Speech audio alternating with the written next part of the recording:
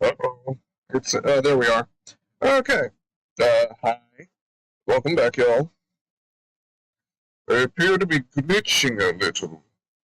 That's not the right microphone. Is it correct now? The fuck you mean I can't hear myself? Okay, that's broken. Alright. I'm just gonna... Okay, that's broken. Alright. I'm just gonna... Okay, that's broken. Alright. Hi. Welcome back to Ace Attorney. Going to actually remember to do the VTuber this time.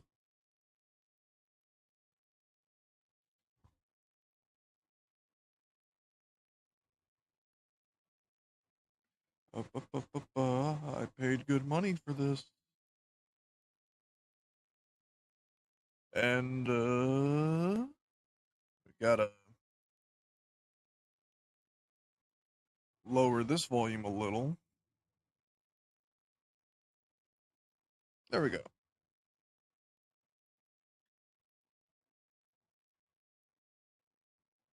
So, hi, welcome back, y'all. It's been a week. Wow, a week since you streamed. That's a record.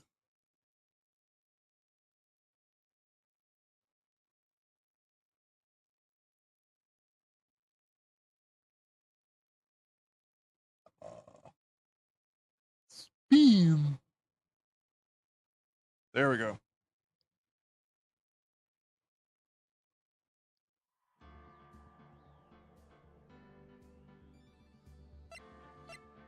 I got forced to update Windows right before this, so if something happens and my computer dies, we're gonna blame it on that. But today is exciting. It's a start of a new case. I'm going to be frank at the very beginning of this. I'm not the biggest fan of this case. There are important things that happen in it, and I will not point them out, because they will come up later.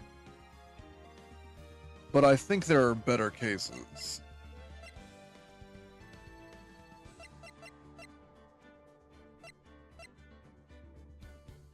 But, aside from that, if there was ever a point to just hurry up, because I do want to actually get to the trial of this so that we can get to the better cases, 4 and 5.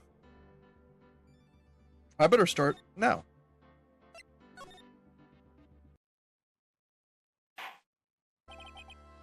That's enough. This court sees no reason to further prolong the trial. The case is extremely clear. I see no room for misinterpretation of the facts. It wasn't me. I swear it wasn't me. The evidence and testimony we have seen and heard are conclusive. The victim was alone at his table when he drank from that poisoned cup of coffee. No, you're wrong. I know what I saw. I saw. I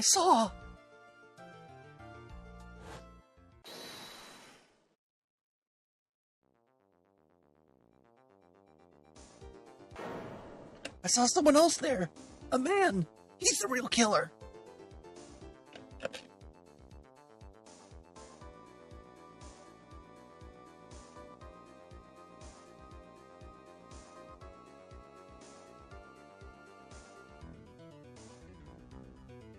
Why won't anyone believe me?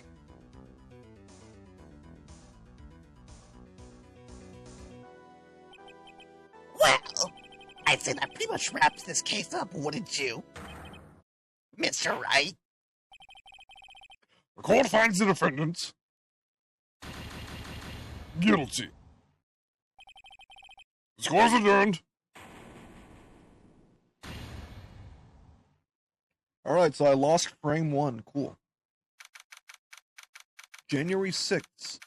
10:03 a.m. Wright & Co. Law Offices. The start of a new year always makes me feel like I can take on the whole world. I bet it does, Maya. So I decided that our resolution should be Safari, take on the world. What do you think? Sure, whatever, Maya, but I think maybe you've had more than enough mistletoe cake. Never, you gotta eat a mistletoe cake. You gotta eat a lot of cake during New Year's. It's practically a tradition. Like watching the fireworks on TV or playing a board game. Hey, pal. Sorry. Detective Gumshoe, are you okay? No. Happy New Year, Detective. Oh, likewise. Now listen up, right? I wanna...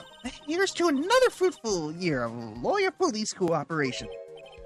Yeah, me too. All right, pal, you've got some explaining to... Have you got a holiday present for me, Detective?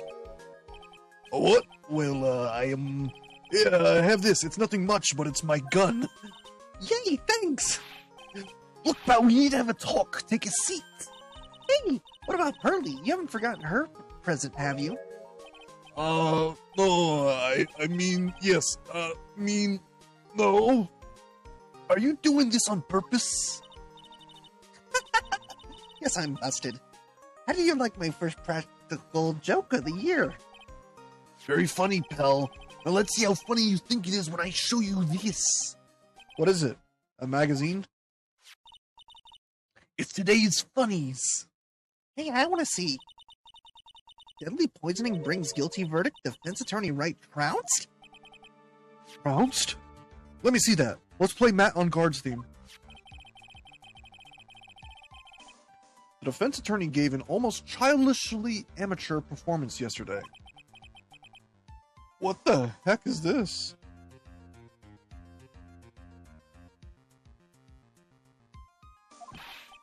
It's a report, pal, about you. You're opening some tabs in the background. I don't like that.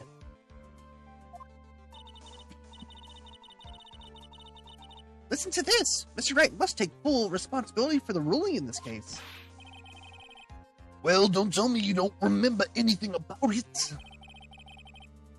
But I don't remember anything about it. When was that issue from, anyway?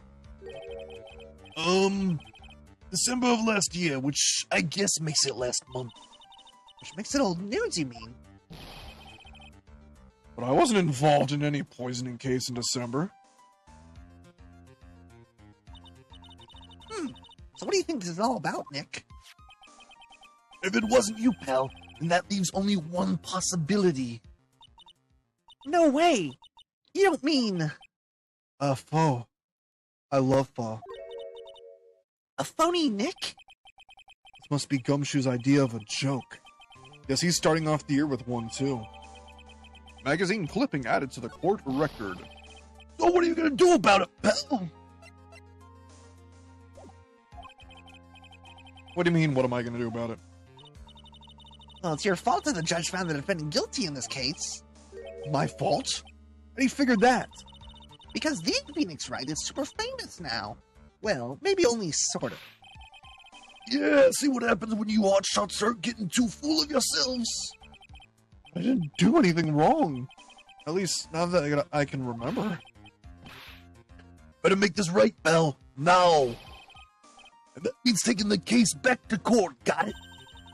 Sounds like we've got our first case of the new year. Let's tackle it with gusto. I don't know.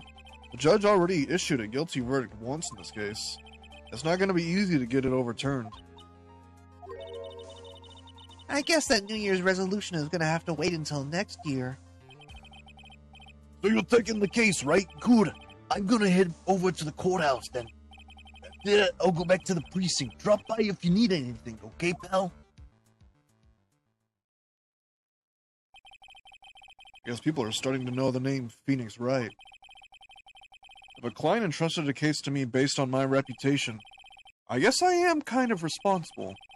Why would someone want to impersonate me? What sort of guy would do that? Okay, I'm gonna do something a little controversial. So what's our first move? I guess we go down to the detention center and talk. Wait a sec, Nick. This person's behind bars because of you. Whoever it is isn't gonna be jumping at the chance to meet you, right? Hey, let's get one thing straight. It wasn't me. It was a fake me that did this. I wonder if he looks exactly like you. You're phony. Zinioff, I mean. I hope not. Ugh. What kind of name for an evil double is Zinioff, anyway? I got it. You're gonna ask whether I've got a twin brother. The answer is no. Spoil sport. Did you notice Gumshoe was acting weirder than usual, or was it just me? What do you mean?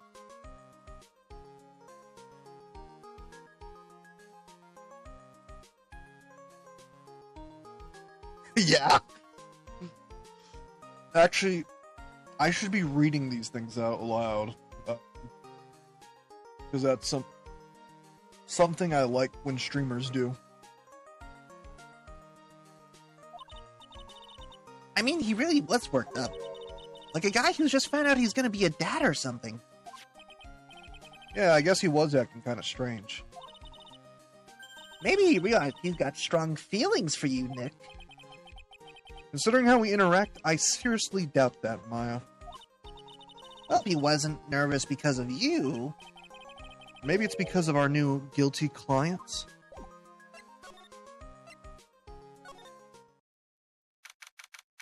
Take a sip of my drink. The This is so nerve-wracking, waiting to meet our new client.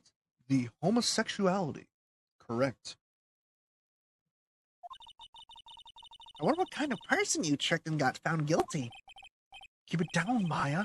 That kind of talk could ruin me. How could you, Mr. Wright? How can you do this to me? They put me in solitary. I haven't been able to stop crying. Aren't you? Yes, I am. I'm totally utterly let down.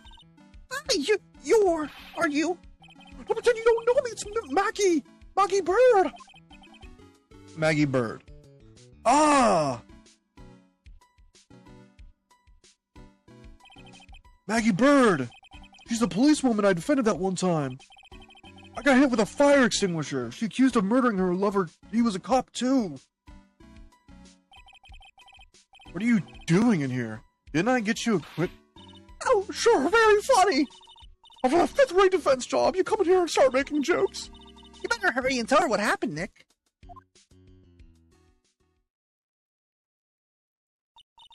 Oh, I see. So that's where we stand right now. I'm sorry you've been caught up in another murder. Oh, life has been nothing but a whirlwind of bad luck and failures. I vaguely remember her saying the exact same thing last time. Well, I don't mind. Let's move one more disaster in my life. At least now the real Mr. Right is here with me. I won't let the world keep me down, sir.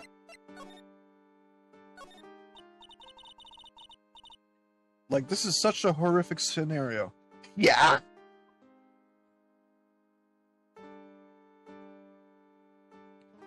So how come you're dressed like that, Maggie?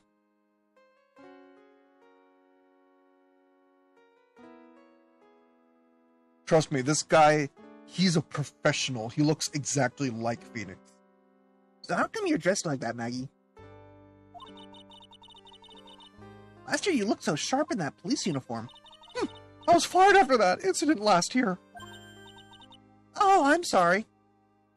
I'm not. If I was in Phoenix's shoes, I would be freaking out way more than he is. 100%!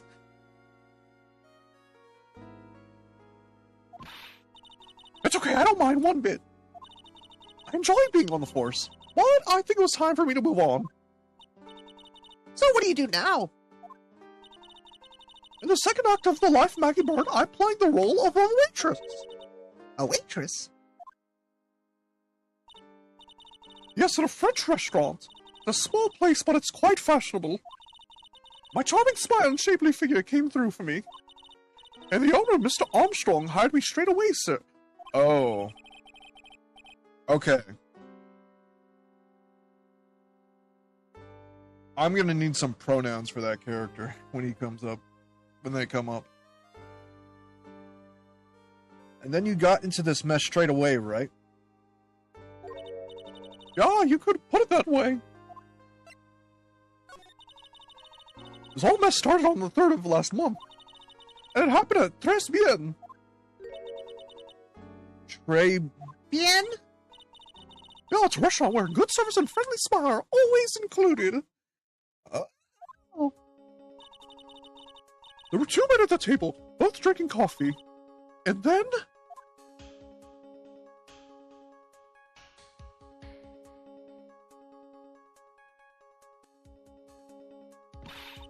one of the men slipped some poison into the victim's cup. The victim took just one sip and was gasping for air. I was so shocked I passed out. Hey, hold on there, Maggie. What? You keep calling the guy the victim. Did you know the guy who was killed? Not at all, I'd never seen the guy before. Oh. So she wouldn't have had a motive to kill him then, I guess. And the other man, the killer. You saw him, right? Oh, and the other man, the killer, you saw him, right? Of course, a good Russian waitress must be attentive to the clientele. So you saw the killer, but you were found guilty of the crime anyway. How come? You tell me, Mr. Wright. Because the answer to my question is my phony. Anyway, she saw the killer. Better see if I can get a description of the guy. So if you saw the murderer, why were you still convicted? Because no one else saw. Saw what? The other man, the one who put the poison in the victim's coffee. Everyone testified that way. Mr. Armstrong, the customer. Everyone. Judge, one case ago. In the case of murder, it's impossible to prove guilt without first proving a strong motive.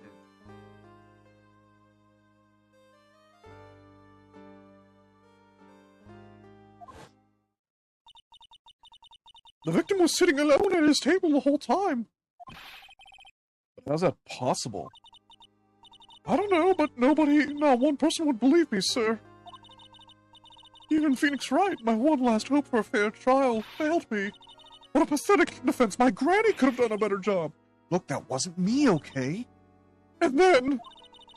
I found something a bit incriminating in my apron pocket. What? A small bottle of poison. What? Poison in your pocket? Well, I passed out when the victim collapsed. The killer must have slipped the poison in my pocket when I was unconscious. And no one else saw this other guy? No, sir, that's what everyone said, but I don't see how they could have missed him. The other guy. I was the one who took the coffee to the two men. Oh? What was your impression of them? Well, when I first saw them, I kind of thought they might be in the music industry. In music?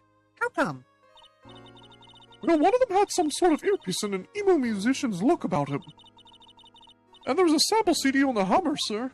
On the table, sir. Oops. An earpiece and a sample CD, huh? Did you get a good look at the CD at all? It had a band's name written on it. I think it was MC something. They must have been preparing for their debut, I guess. And one of them has a suspicious phoenix-shaped silhouette. Yeah, that is interesting. So it was a band CD. Maybe a promo disc? Maybe it was MC Screwdriver. Get serious, Maya. Would you buy the CD of a group named that? This came out in 2005. What was the name of that group again? MC Hacksaw? No, MC? And what about the killer? What did he look like? Well, I don't really remember. Only that he was a young man. Well, built like the victim, anyway. Oh yeah, I need to ask you about this. This article's about my case. Can you tell me anything about the guy who was pretending to be me? Yes, sir. It was the morning after I'd been arrested. I met you in the visitor's room here. You were wearing one of your super sharp suits. Me? Yes, you, Mr. Wright. Ah. Hey, Maggie, was my evil double AM there too? No, I don't remember phoning you, Maya. You weren't there at all, actually. That would have been so cool. and he got really worked up and passionate. I'm gonna get you cleared of this crime, you said. Okay, I get the picture, but you met me in person before. How come you didn't realize that guy wasn't the real me? I got hit with a fire extinguisher. I guess looking back now, it was a little strange. Only a little? Okay, you were a bit taller than normal, and you looked a bit shady. And your voice was a bit weird. Oh, and you had this kind of funny accent, and... Oh, so the guy was nothing like me then. But he had your spiky hair and blue suits. Is that all it takes for someone to imitate me? How about everyone else in the courtroom, like the judge and the observers? Didn't they realize he was an imposter? Oh, okay. Give me a second.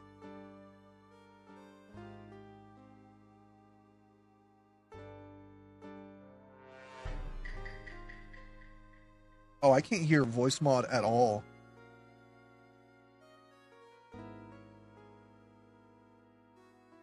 I suppose at the end of the day that does not matter.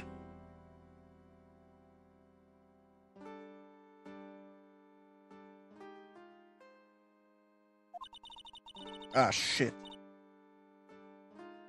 But it seemed... no one wanted to say anything, sir. You didn't read that text at all. Hello. We are currently investigating the, not the victim, the defendant of this case. Someone impersonated Phoenix, and got, Maggie Bird, in jail. This case just keeps getting weirder and weirder. Mr. Wright, do you think it's possible to get a retrial?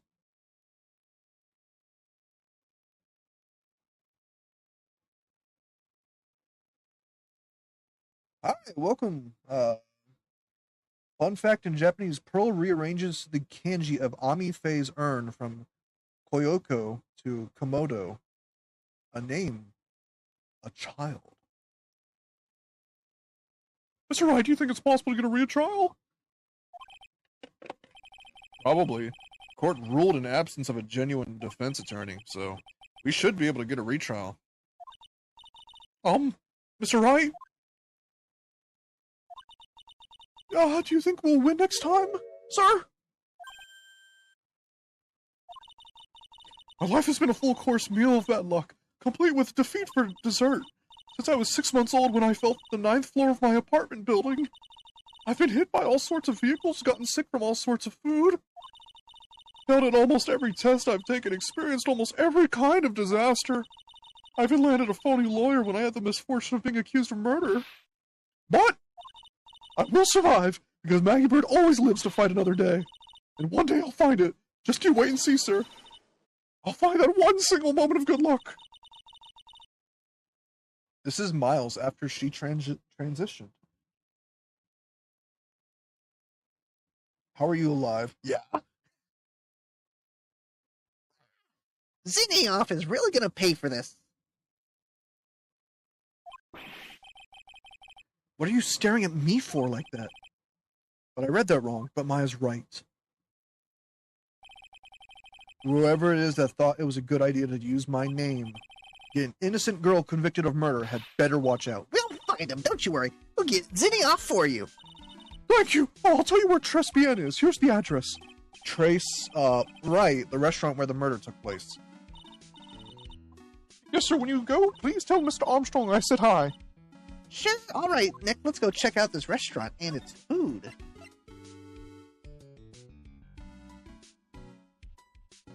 Maya. But Maya's right. By that, I mean, you stand on my right side. The girl's totally... But Maya's right. By that, I mean she's standing on my right side. The girl's totally guilty.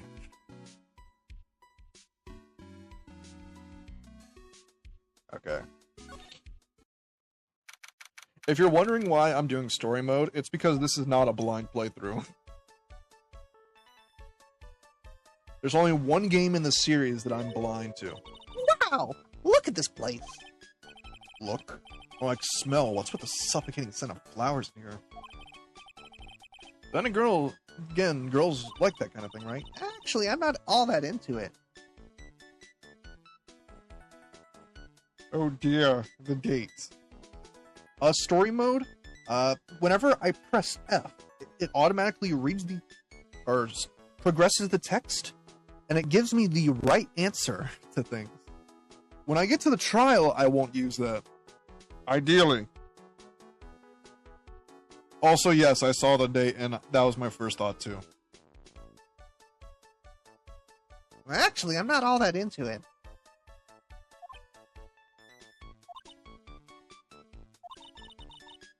No one's coming to see us. Maybe there's no one here. Don't be silly, Maya. Their only waitress got arrested. Of course there's no one here. Hello? Anyone here? I don't believe it. There really isn't anyone here. Perfect. Let's get intrusive. If there's no one here, we can take anything we want. Yeah, I suppose we can. It's a rack full of fashion magazines, and they're all in French. That's also hilariously my anniversary, but oh dear. Congratulations. 4 months ago. Hello?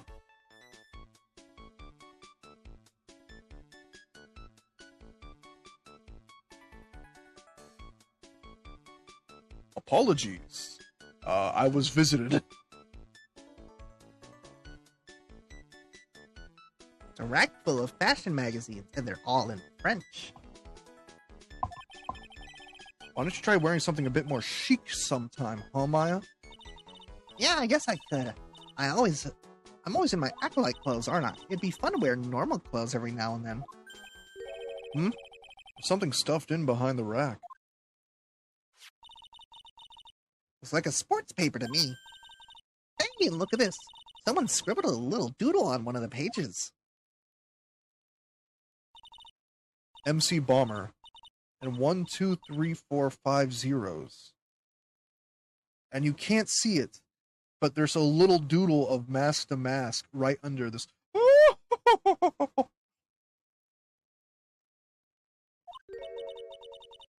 $100,000, maybe. I wonder what MC Bomber is supposed to be. His paper. It's from December 3rd. This paper is from the day of the poisoning. What? Court paper edits the court record. Paper from the day of the murder. This has got to be a clue. I should see if I can find out some more about this paper.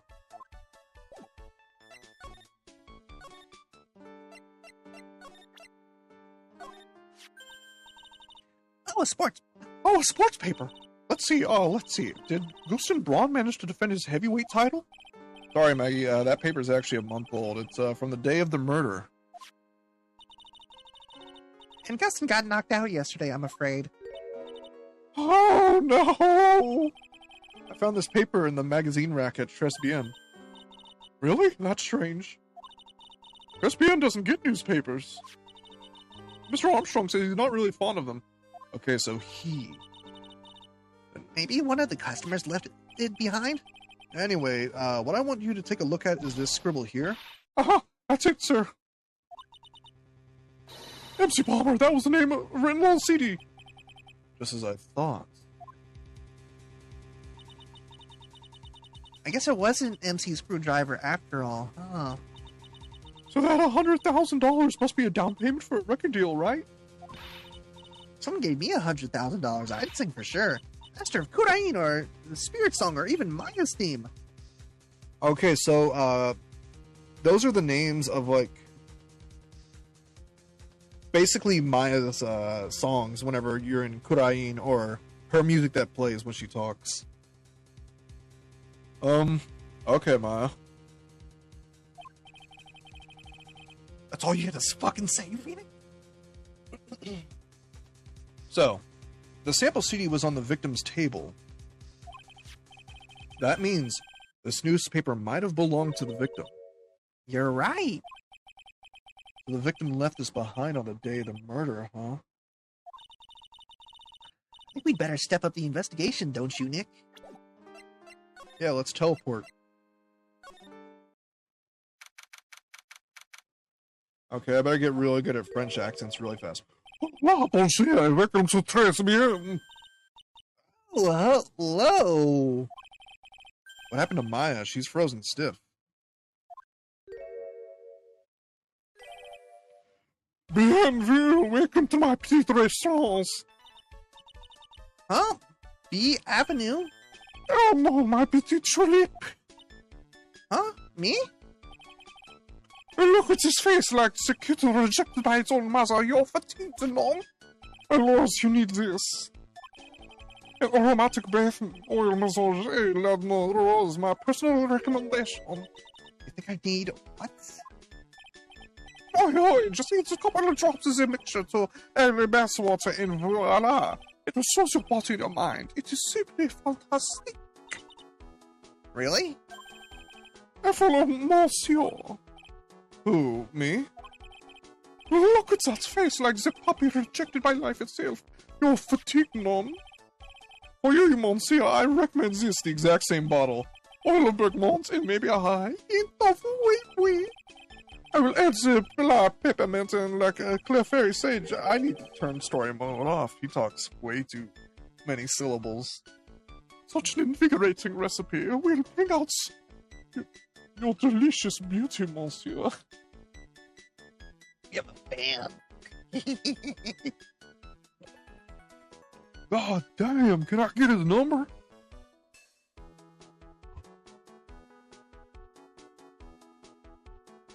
Yeah, I read this. My beauty?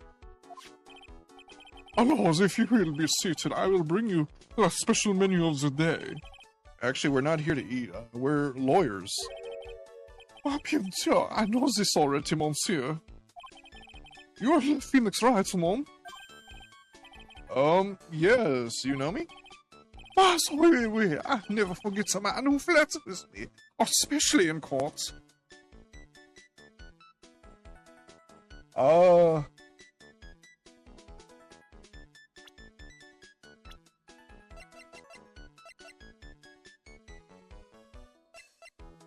Yeah, he's not here. I'm pretty sure he's also chubby.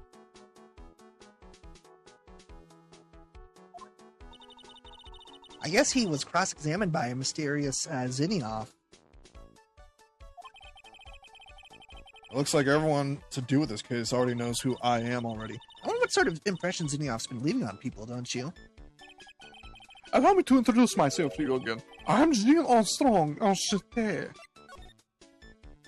Trace bien. What does tres bien mean anyway? I know tres, that means 3, right? No. Tres bien is français. In English, you would say very good.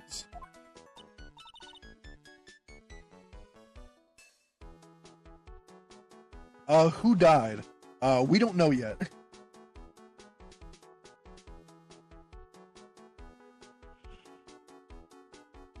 You have immediately increased my enjoyment of this case.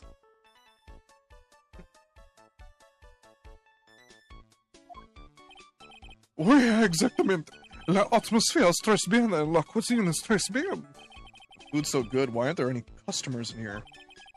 My cuisine is not for all. Some people, they do not appreciate la hot cuisine.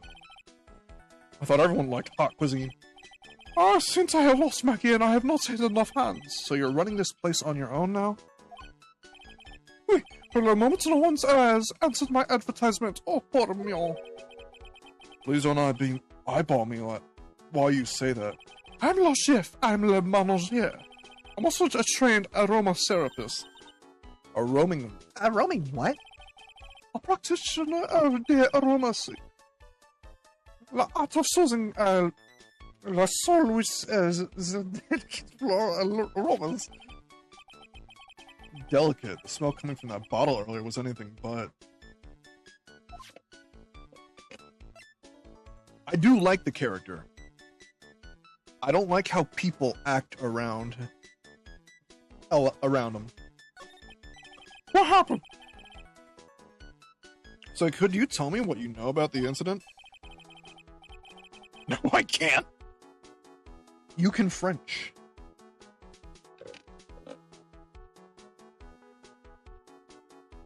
And it makes me sad to remember it, yet I remember it so well.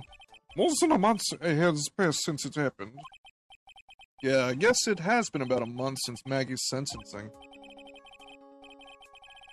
Oh, that's right. That's a detail you missed. So someone impersonated Phoenix, and Maggie already got the guilty verdict. So, we're gonna try and overturn, her verdict.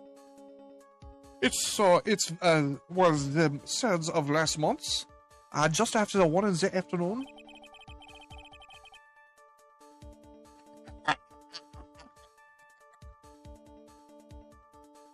I looked up a full art image of him. God damn. Wait till you see him in court.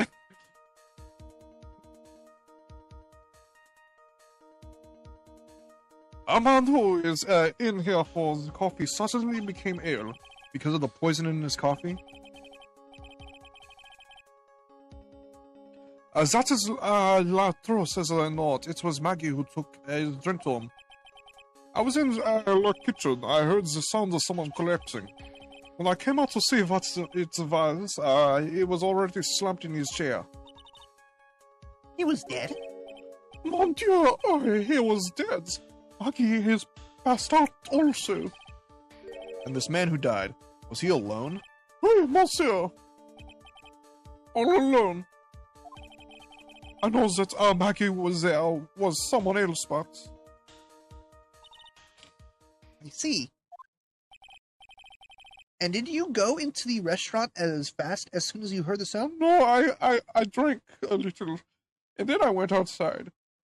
So he could have ran. I don't know, maybe. Luckily, they asked me many times. Are you sure there was no one else at the table, they asked me. But I'm not the only one. Old man said the same thing. Old man? What old man? So who's this old man that you mentioned? At the time of the murder, there was another customer in here. What? Someone else saw it? Marie, as usual, he came alone that day. At the time of the murder, he was here. He saw it too. But he said the same thing, that there was no one else at the victim's table. But Maggie swears there were two people. But, mademoiselle, lawyer, he could not prove it this, no? About the lawyer. That was me, I suppose? Yes, bien sûr. Wow, he's the first person who said that it wasn't me.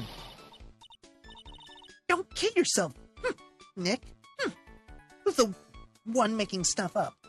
Now who's the one making stuff up? Maggie was a policewoman once, n'est-ce pas? Yes, but she had to quit for, reasons beyond her control. Oui, oui, she was the suspect in the murder investigation, no? Oh, you know about that? I'm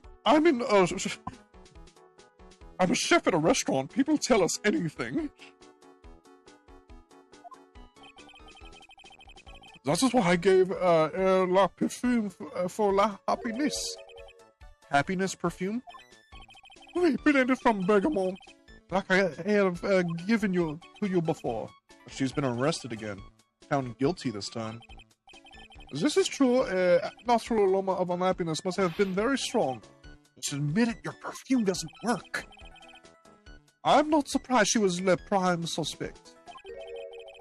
So something like that took place before my very eyes. Something like what? What's this guy talking about? Does this mean Maggie did have a motive? We gotta ask this guy for more info. Stat.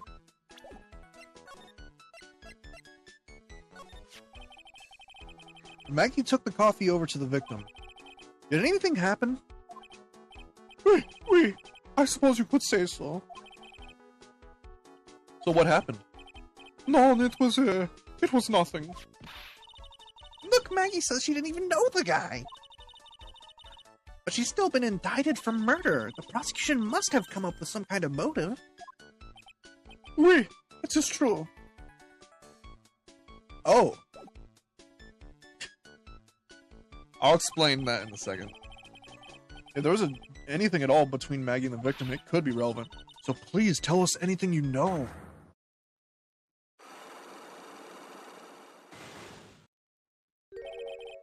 Cyclops. No way! What are we gonna do, Nick? We'll just have to remove... What the?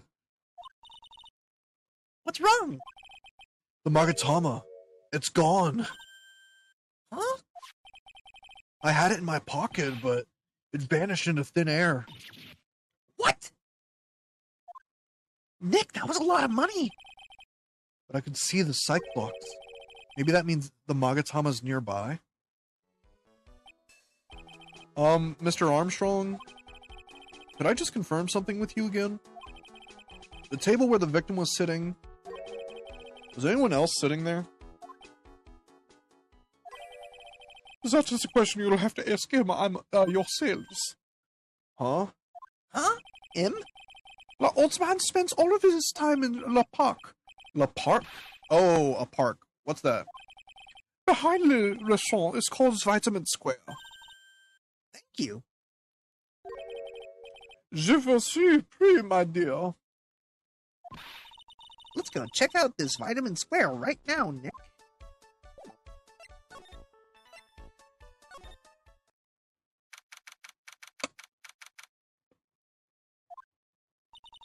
Very unfortunate placement of that banana.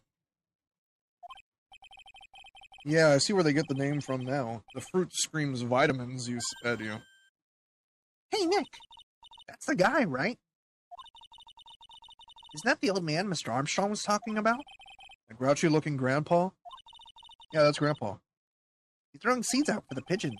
He's not throwing seeds for them. He's throwing them at them.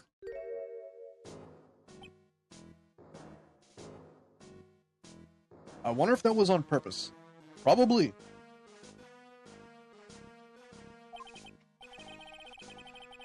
My grumpiness threat level just been raised to red. Excuse me?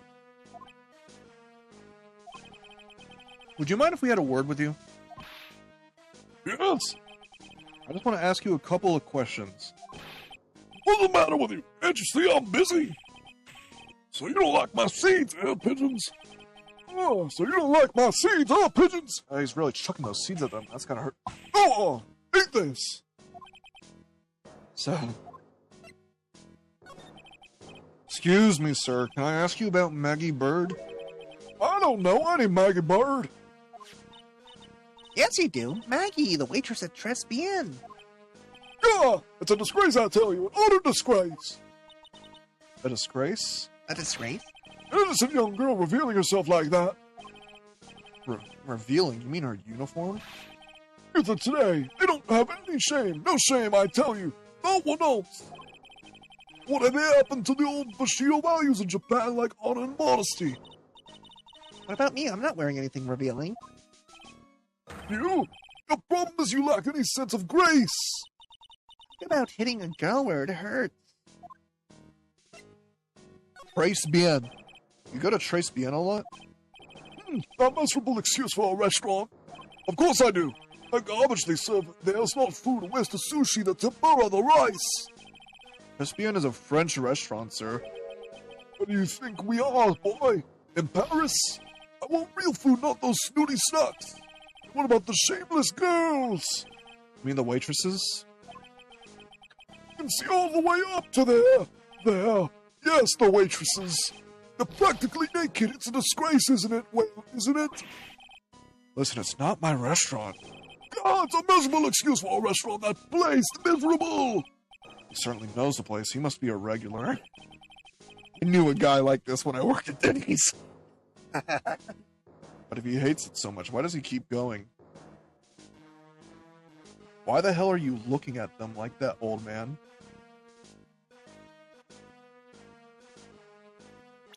Hi, so I'm a lawyer.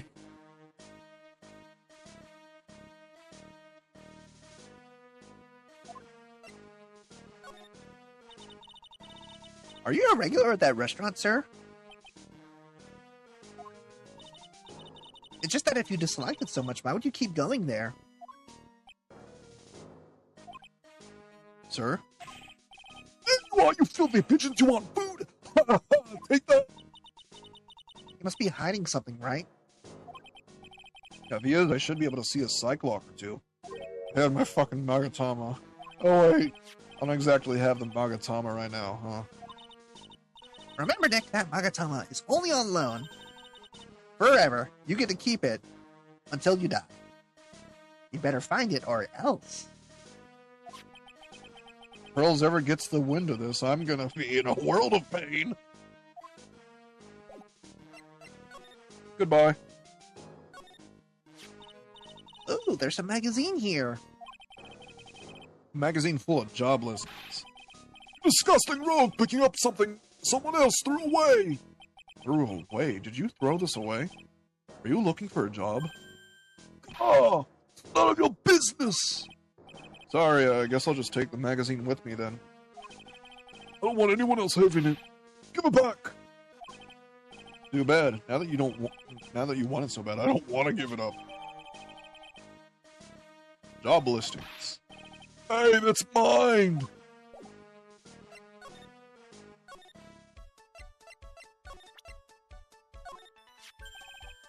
Mademoiselle. Yes? Are you looking for a job? I need hands. What? No, I was just... Let me see. Your style is a bit different, but you have a good face. Different? Delicious, you have passed. I will hire you. Ian, come with me. I will teach you everything I know. Nick! Help! Goodbye, Maya. Yes. Sir, are you running a Hooters? Yes. I have to remember to read that first. I don't know whether to laugh or feel bad for Maya. Maybe? Oh my god. The uniforms are orange.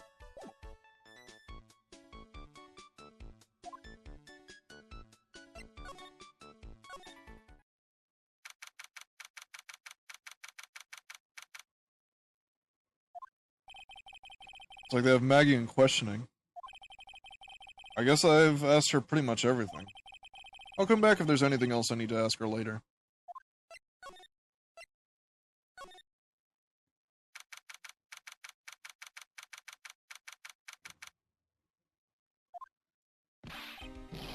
Well, pal, have you found the evidence yet? The one that's gonna find her innocence?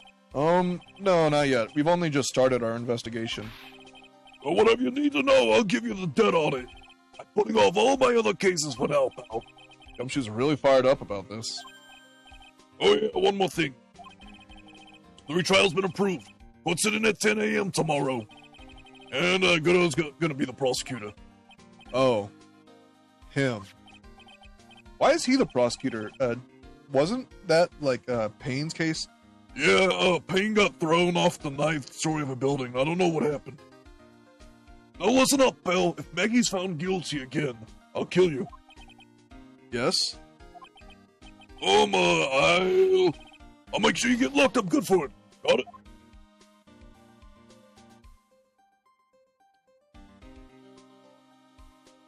Second favorite prosecutor. He's really good. Genuinely competes with Francisca von Karma for me. For third place. So the guilty party was Maggie Bird, huh? Yeah. Back when she was on the police force, you were her mentor when she was a rookie, right? Yeah, I kept a close eye on her. I mean, not too close, you know. Hey, what's with the funny looks, pal? I was just, it wasn't anything like, look, sure, I was a boss when she was doing training. That was it. Nothing happened. Gumshoe sure is sweating up a storm over nothing. Ah, so that's it. Our big old Gumshoe has a little crush on Maggie. I don't like her or anything. What's a self? Gossip with Maya about this later. Look, pal, don't tell anyone, okay? You gotta keep it a secret. Got it? Sure. Would you mind not guessing what I'm thinking all the time? Hey, tell your face, pal, not me. You'd have to be blind not to see what's on your mind. Miles Edgeworth and then him. I had a feeling Miles was your favorite. Miles Edgeworth is very hard to beat. So I was wondering, could you fill me in on the victim? Glenn, he was a computer programmer. I see, a programmer. He was just a regular Joe working for a small-time computer firm. He never had any contact with the guy before that day. And all she did was take him his coffee on the day of the murder, pal. Yeah, Maggie also claimed to have never seen the guy before. Did the victim go to the restaurant often? No, not according to the chef. He said it was the first time he'd seen the guy. A programmer, and a first-time customer at that. What possible reason could Maggie have had to kill a guy like that? That's what I thought. But a motive was still somehow established in her trial. You're kidding. What was her supposed motive? Sorry, pal, I'm real busy. I haven't got enough time to sift through these papers. Look into it yourself, okay? What could this motive have been? This isn't really a proper investigation. I'm kind of working on it by myself. Oh, that's right. Judge already ruled on the case, and all the evidence is in already. The only problem is with Maggie's testimony. Yeah. Doesn't sound very good for us, huh? While the topic of prosecutors is up, I should say that for most of the games, they follow a pretty solid stencil, whatever it's called, where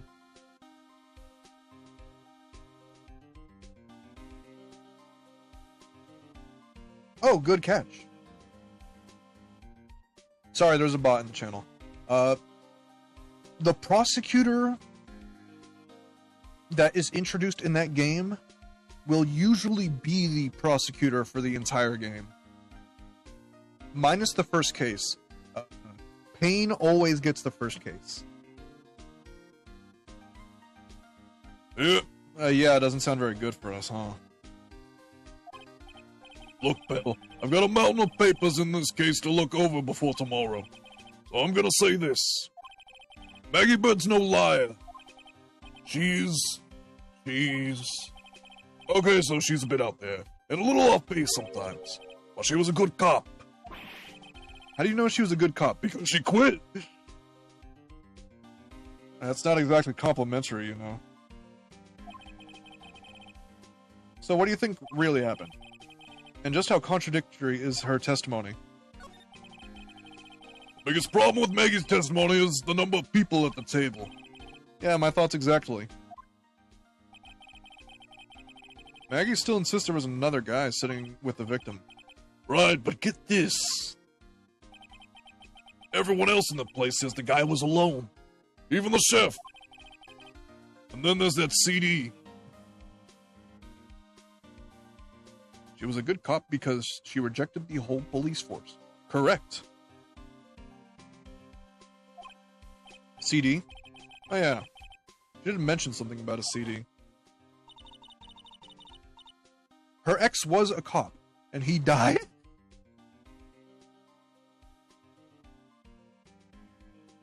X in life, too. And there was that sample CD on the table, sir. When our guys turned the place upside down, there was no CD. What? Not on the table, not anywhere, not in the whole restaurant, pal. Didn't Maggie say the victim was wearing an earpiece too? Yeah, but that was for the portable radio in the front pocket of his hoodie. A radio? He didn't have a CD player? You got it. Your phony never explained that contradiction at all. Come to think of it, Owner Tresbian didn't mention that CD either. I don't know why, but I get the feeling Mr. Armstrong's got something to hide.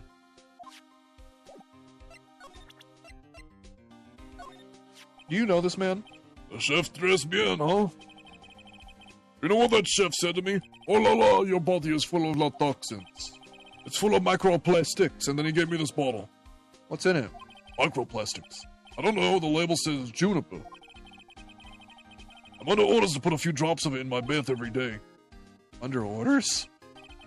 Yeah, you know, there's something about the lady, guy. Yeah. Huh? You can't stop thinking about him? I like that, pal. Give me a break. He's not my type. Speak for yourself. I mean, I can't stop thinking that he's involved with this case somehow. Sounds like he knows a little something more about our charming chef.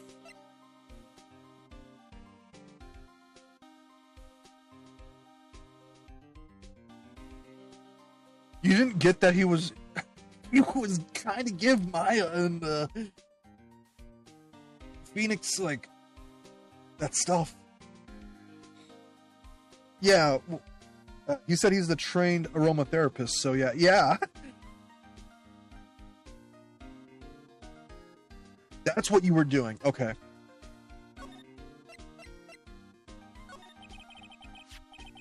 So what exactly is that caught your testimony about the chef at Tres Bien? It's, kind of hard to say. The guy's probably not even connected with the case anyway. Hey, come on, detective. Didn't you say you'd give me the dirt on anything? Well, this sort of stuff is kind of, unimportant, gossipy stuff, you know, pal? Look, how about this? You go to Tres Bien and investigate the place yourself. And if you find out about anything suspicious about the guy, you report back to me, okay? Don't suppose I get a choice in this, huh? So I better find out more about the chef in Tres Bien, then report back to Gumshoe.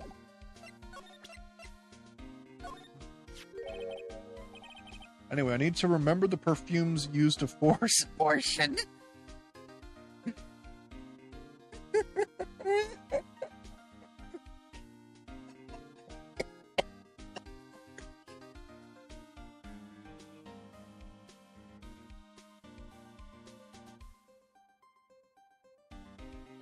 We called that arsenic. What's that, a sports paper? Yeah, I found it in the magazine rack at Tres Bien. It's dated the same day as the murder. You may be onto something here. And take a look at this. See this writing here? MC Bomber. Hey, What is it? you read the wrong lines in the wrong voice.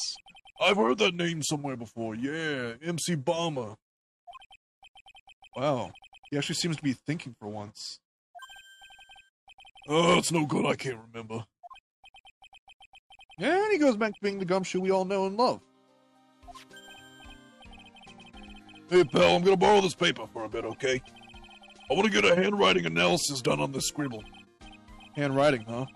Be good to know more about that in any case. Thanks, pal.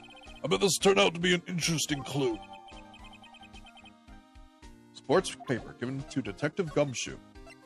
Hey, there's a Master Mass doodle on here. That's fun.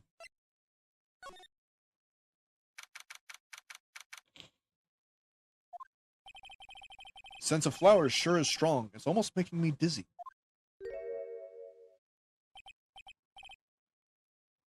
Hello. Oh, hello. You look like that game I can't remember right now. True.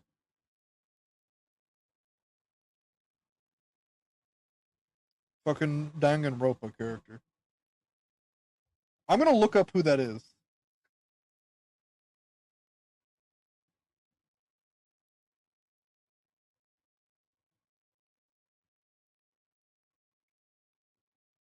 Yeah, sure.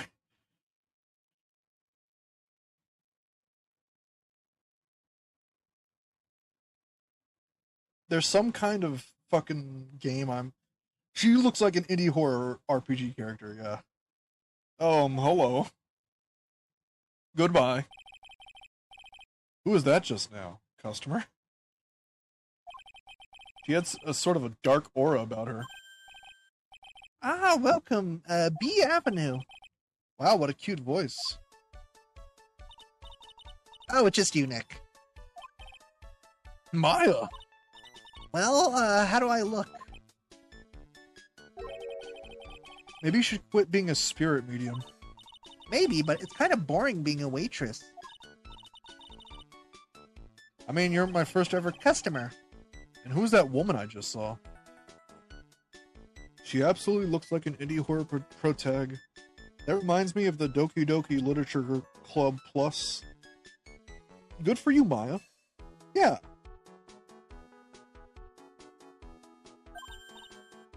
Oh. Since you're here, you might as well have something to eat. I am kind of hungry, actually. Waitress. Waitress, waitress. More dilfs, please. So, how do you like your new job, Maya? I never knew there was so much for a waitress to do. Take people's orders, bring them their food, make coffee, work the cash register, get yelled at by their boss. Of course, we need a customer before I can do any of that. Yeah, it's a nice looking restaurant. It's a shame more people don't come. Don't forget about the ultra cute waitresses. Check out my gimme a tip smile. Hey Nick, why don't you order something? Man, I did some wild, I acted like a freak for, tips sometimes. I made customers laugh their ass off. It really is Hooters Orange. Maya, you got recruited for Hooters?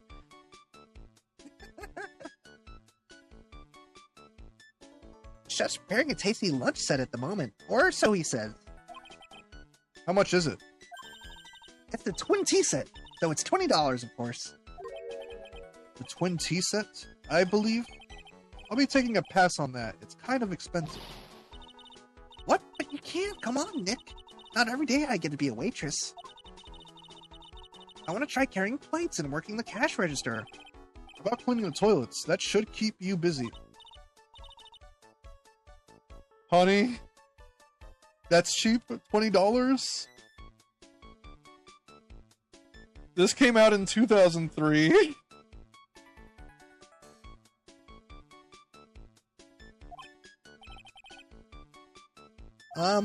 About the lunch. Oh, fine choice, sir.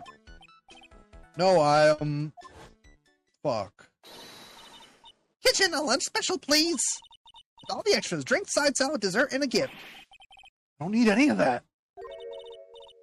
Just a moment, please, sir. Maya's really getting into this. So how much is this set lunch then? $20, huh? So with the drink, side salad, and dessert, it's $45. Hey, wait a sec, Maya. Sorry to keep you waiting, sir. Here you are. Our deluxe fortified lunch set. Whoa. A dish inspired by lobster oops. Bon appetit. Thanks. Yeah? Come on, Nick. Hurry up and try it already. Lobster, huh? Alright, down the hatch it goes. Ugh. Well? Are you hungry, Maya? I'm starving. Here, it's yours. Really? Remember, Maya, my wallet doesn't print money, so you'd better polish off that plate. I just remembered. I gotta clean the toilet. Hey! Can't be in that much of a hurry to clean the toilets. Stress Bien lunch special costs $20 despite how unbelievably bad it tastes.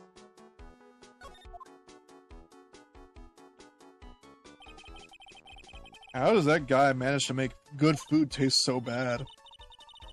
Hey, Nick, you want to take a peek at the kitchen? No wonder nobody goes there. Yeah. The kitchen, huh?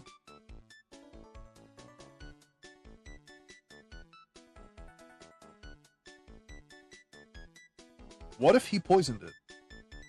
What if the food was so bad the guy died of food poisoning?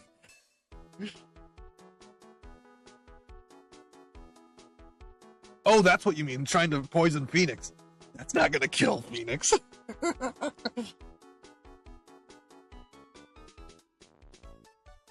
Phoenix got, like, bashed over the head with a fire extinguisher. This game is something crazy is gonna happen that's like, Phoenix lived through that? Kitchen, huh? Not a bad idea. Ugh. Now what was it that Maggie said again? In the kitchen, you'll get to see all the chef's greatest secrets. In the kitchen, that sounds tasty. Hey, wait up, Miles. What is it? I'm pretty busy right now. Aren't you going to show me around? There goes my plan to find something cool and show it off in your face. Better conduct the search in the kitchen myself. What if nobody poisoned the food, and that's just what it does to people?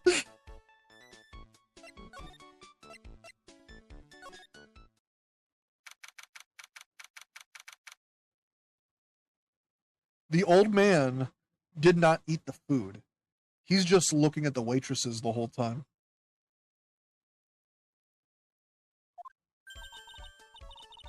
And here it is, the famous Tres Bien kitchen.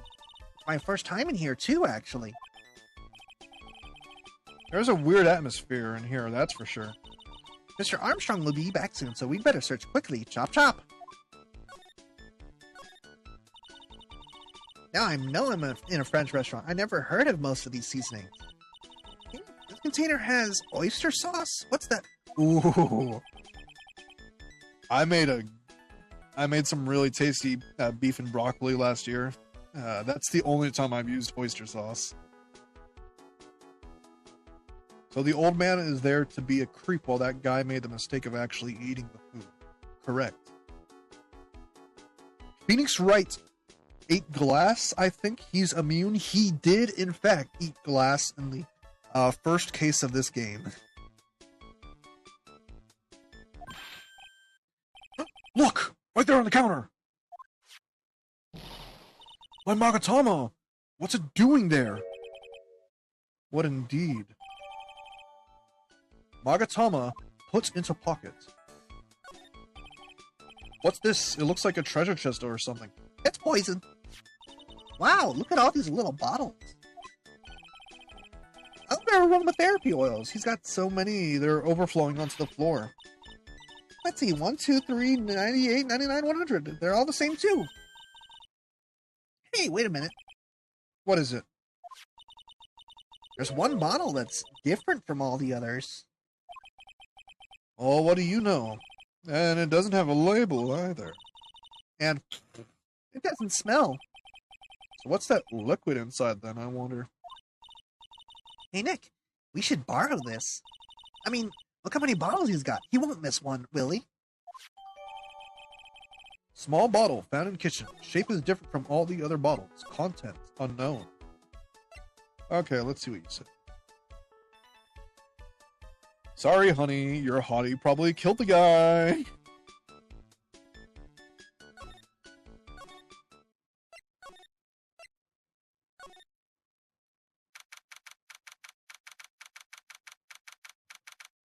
Oh, the pink badger is new. Hey, you're just in time. What is it, Detective Gumshoe? We're celebrating a birthday party. The lab got back to me about that newspaper you gave me. Must mean the sports paper with a memo scribbled on it. So what did they say? Did the analysis turn up anything? They said the doodle was written by the victim, Glenn Elg. No doubt about it. I expected as much. The victim took the paper with him on the restaurant on the day of the murder. It's our best interpretation of the facts at the moment. Sports paper refiled into the court record. MC Balmer. I get the feeling I heard that name somewhere before. Oh well, I guess it'll come back to me. Don't forget to report back to me with whatever you find in the restaurant, okay, pal? When did I start taking orders from Gumshoe? Although, I get the feeling there's something I need to show him. The Pink Badger. No matter what, whenever I come here, that mascot's there to greet me. You got that right. That's the Blue Badger. It was my idea. I made it. Oh, it's the national symbol of the police force. So what's with the pink... Damon Gant? So what's with the pink one? It's new, right? Yup, meet the Pink Badger. So one's called Blue and the other one's called Pink. But they're both called Badger. You got it. They're married. So should I expect to see Baby Badger next time I'm here?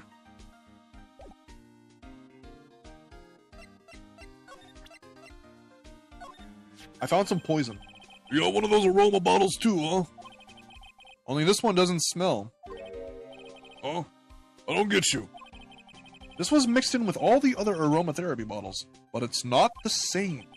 It doesn't even look the same, wouldn't you agree? Let me get a taste of it. A Cologne bottle that doesn't smell, huh? Smells like a skunk to me, pal. Mind letting me borrow that bottle for a while? I want to send it to the lab for analysis. The victim was poisoned, so the contents of this bottle are pretty important. Small bottle given to Detective Gumshoe. I had a hunch there was something funny about that chef. You suspect Gene Armstrong? I got that guy's number. I know what his secret is. We're having lunch later. Not at his place. His food sucks. That must be the same secret Gumshoe was talking about before. I guess I better fill you in on the details. About this Armstrong guy's secret, I mean. Let's play Matt on God's theme. What's Mr. Armstrong's secret?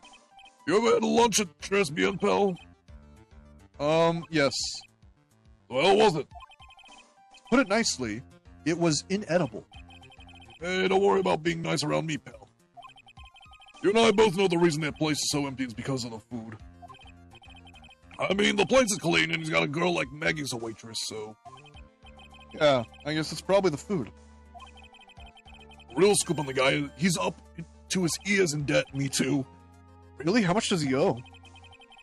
This is a copy of his loan contract. He's about $500,000 in the red. $500,000? Are we talking dollars? No, clams. Yeah, hey, if I was a stirring, he'd be in real trouble. Sorry, that figure just took me by surprise. Yeah, this case is full of surprises, and I'd be willing to bet that Chef's got something to do with most of them. That's my hunch. John's loan contract. John's debt is $500,000. The owner of the loan is tender lender. He's not my type, he says, having gotten his number 100%.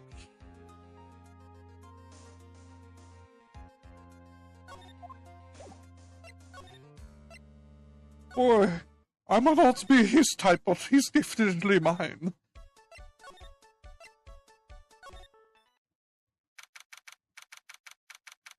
Okay. I hope some of you remember what I said last case. The old guy's not here anymore. Drat, I still have some unanswered questions for him. A scooter, huh? Who'd leave it right in the middle of the park like this? The wheel guard and the light are busted. I guess it must have been an accident. It's totally wrecked.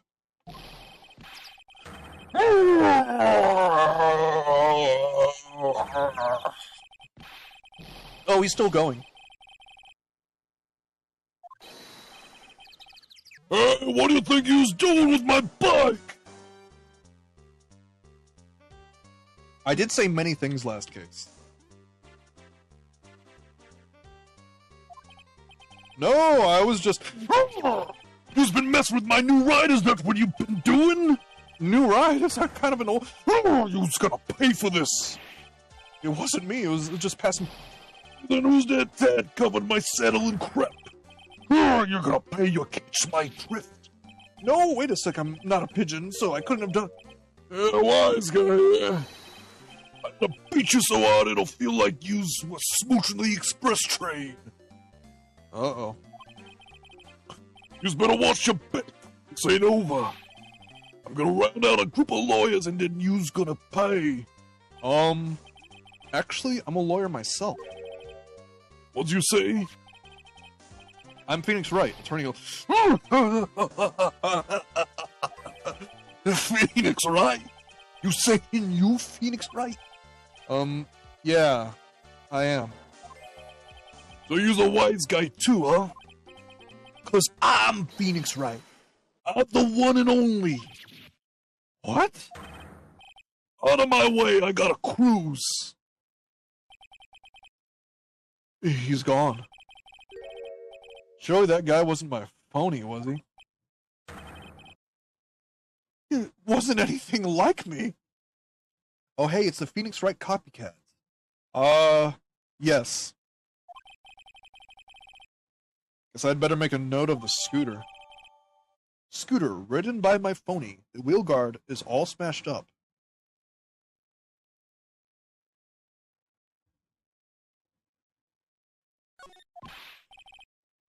Oh, pathetic! Oh, it's you. A few threats from a little brat like that. And you look like a pigeon that's got seeds in its eyes. Have you been here the whole time, then? I was in that strawberry. I had some thinking to do. Like you had some cowering to do.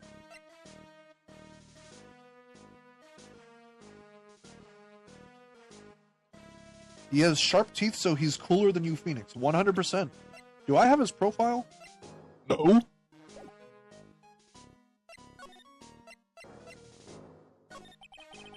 Are you a regular at that restaurant, sir? It's just that if you dislike it so much, why would you keep going there? Sir? There you are, you filthy pigeon. Do you want food? Take that.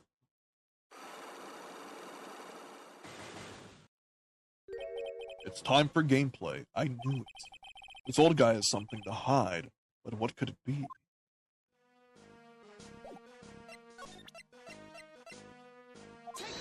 Okay, this is some gameplay, so I will be turning story mode off to prove that I'm either really smart or really dumb.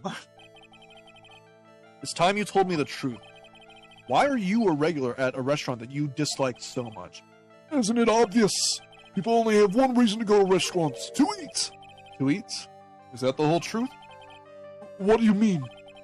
I don't think you go to that restaurant for the food at all. You insolent brat! How dare you accuse me? What proof have you got? I can tell that not you, nor anyone else in the world would go to that place for its food. The proof is in the pudding. Or in this case, the lunch menu. That's the twin tea sets. The food at Trespien is terrible and expensive. You're wrong. It's cheap. Huh? I'm rich. I inherited money when I was a boy. Yes, I'm stinking rich. I haven't done a giant lot of work since I was born other than feeding the pigeons. What a load of crock. The taste's another story, but the price, it's nothing to me. So you're saying that you go there because you've got money to burn? Exactly. I have so much cash. I go for a swim in my money vault every day. Unfortunately, that's a lie. And if it was true, I would spite you on the spot. What? You don't have money to burn. You're flat broke.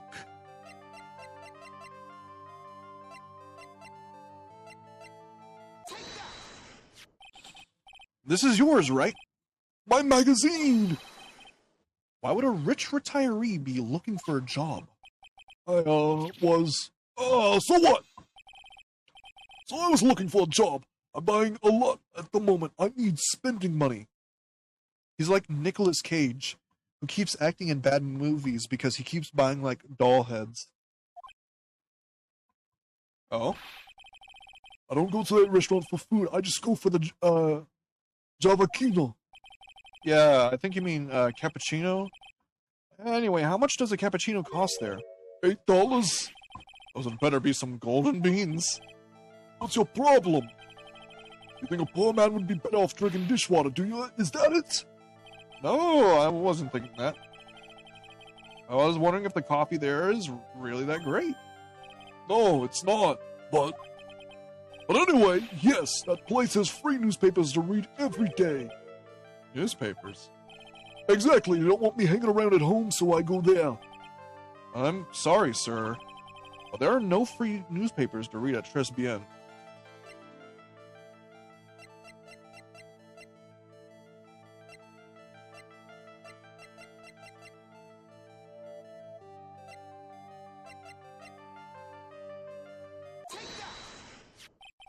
Take a look at this.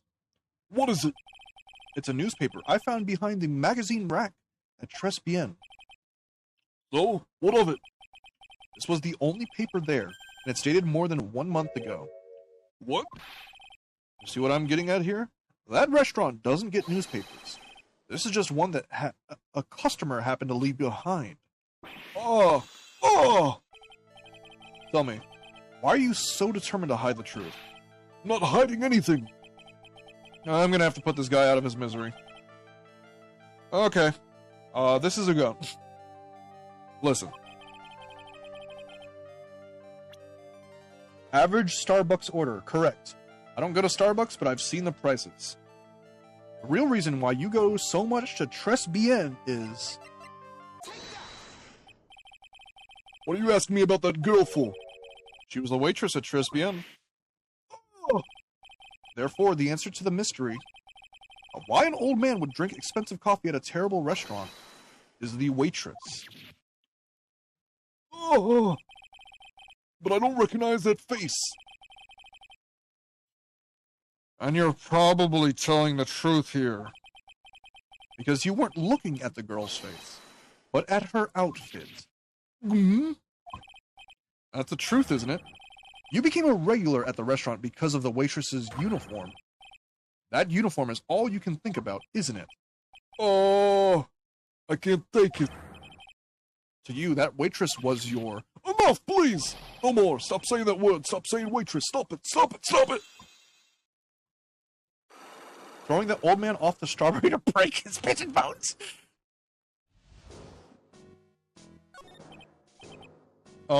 Sir? Yes, it's true. I was there for the young girl. Fine, so I'm a dirty, wicked, sinful old devil. Automod held a message for the reason misogyny. Allowed to post chat? Yes. Fine, so I'm a dirty, wicked, sinful old devil. Oh no, I didn't mean it like that. I can get one of those lousy cups of Jalapeno every time for $8. All because of that 7 girl. Punish me and lock me up. Really, that's not what I'm here for. It'll be the same another 20 years and you'll understand what it's like. You'll know how painful it is to be an old man like me. No, really, listen, sir. Stop calling me that! I have a name, you know, boy, so show some respect. I'm Victor Kudo. Can't make fun of other men's misogyny. Sorry, Mr. Kudo. You young ones think you know it all, don't you? Well, I'm not saying another word. I won't tell you anything more. This guy was in the restaurant at the time of the incident, which means I have to hear his testimony one way or another. I don't believe this. Ivan broke his psych locks and everything. I guess I'll have to try him to get him when he's in a better mood.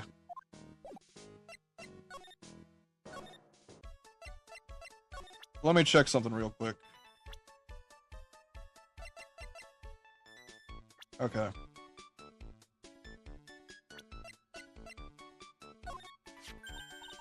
Oh, it's that old man. Is he still feeding the pigeons? Yeah, he's dead. Yeah, he fed me as well. I got a bunch of those seeds in my eyes. Oh, ouch. Hey, Maya, would you mind coming with me for a while? Huh? Me? Why? There's something I really want to ask that old man.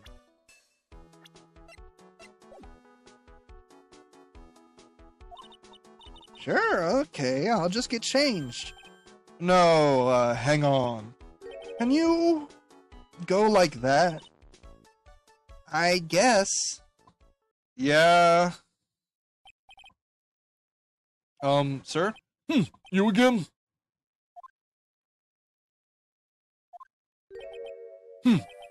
Well, I see. Nick, his eyes are burning into me. It's okay. I think it's going pretty well. I don't. Huh. Huh? You're still just a little child. Run along and play on the slide, all right? Play on the slide? Ah, we were so close. Just a little more and he would have spilled. Pigeon. How can we crack this guy? Excuse me, please, sir. Why, can't you see I'm feeding, the pigeon? Mia! I don't think so either. I don't think Pearl should be anywhere near this old man. Well, If you don't mind, sir, I'd really love to talk with you. yes. Of course, certainly. I'm Victor Kudo. Even from beyond the grave. Wow. About the incident. You mean the man who died after drinking the Java Kino? Like he's a different person.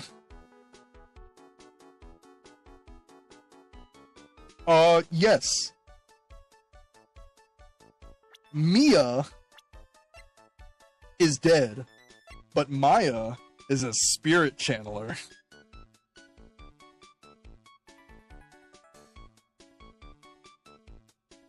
Maya is in control of channeling the spirit, but Mia is doing this on purpose. It's like he's a different person.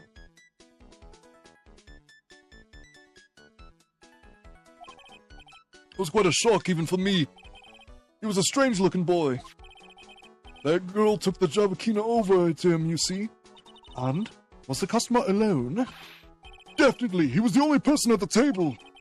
Then he took one sip of his Java Kino and he said something like, "Ah!" and then collapsed, dead. Oh, how terrifying. You're so good at listening, aren't you? I'll tell you anything, whatever you want to know. Mia is playing this guy like a fiddle. But it looks like Mr. Kudo didn't see the other man either. Automod held a message for the reason bullying. Allow. Automod hates you.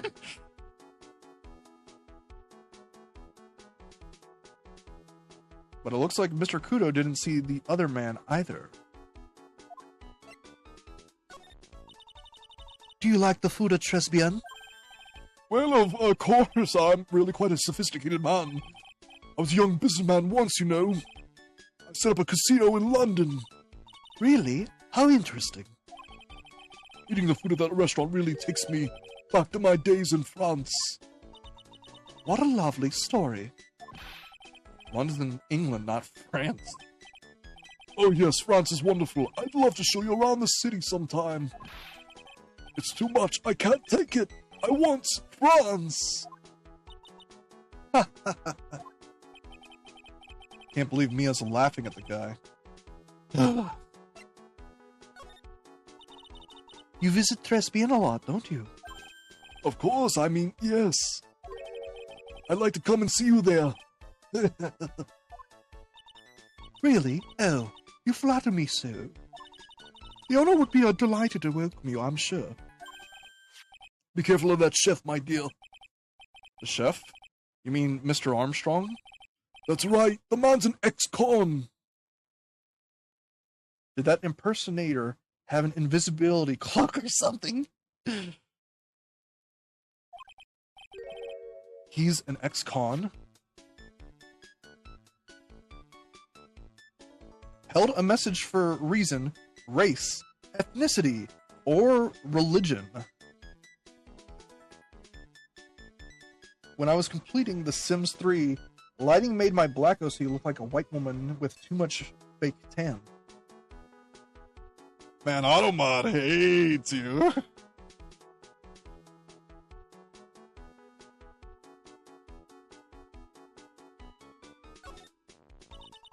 Whatever did Mr. Armstrong do? He killed a man. Oh no, those eyes, I can't take this. Mia's really got this guy eating out of her hand. He steals things from his customers. From his customers? Gloves, handkerchiefs, little things mainly. He's a pilferer, so you be careful around him, my dear. Are you sure about this? Of course, he was arrested for it once. I was there when it happened, having my Javakino. He really is a regular. Let me tell you a little haiku about it. A haiku? A Japanese poem. It'll explain all you need to know about that chef. Victor's note added to the court record. Convicted before... Oops. If he takes anything again, you let me know. Convicted before. A wicked man or... Real cool, Victor. Repeat offender.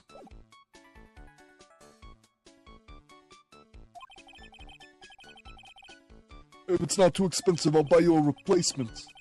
Poor guy, couldn't do enough for Mia. Okay, Phoenix. That's about as much as I can do to help. Thanks, Mia. We got some really important information thanks to you. Honestly, I can't believe Maya called me for something like this.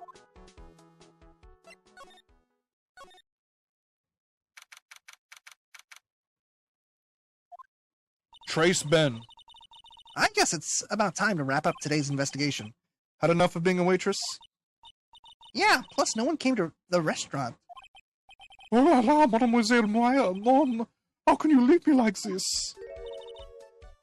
I'm sorry. That reminds me. You steal things. Mr. Armstrong had a psych locker 3, didn't he? I'm gonna have to break those. Mr. Armstrong, I hope you won't mind, but I'd like to have another word with you. Volunteers, of course. Thank you, dead lady. Thank you, dead lady.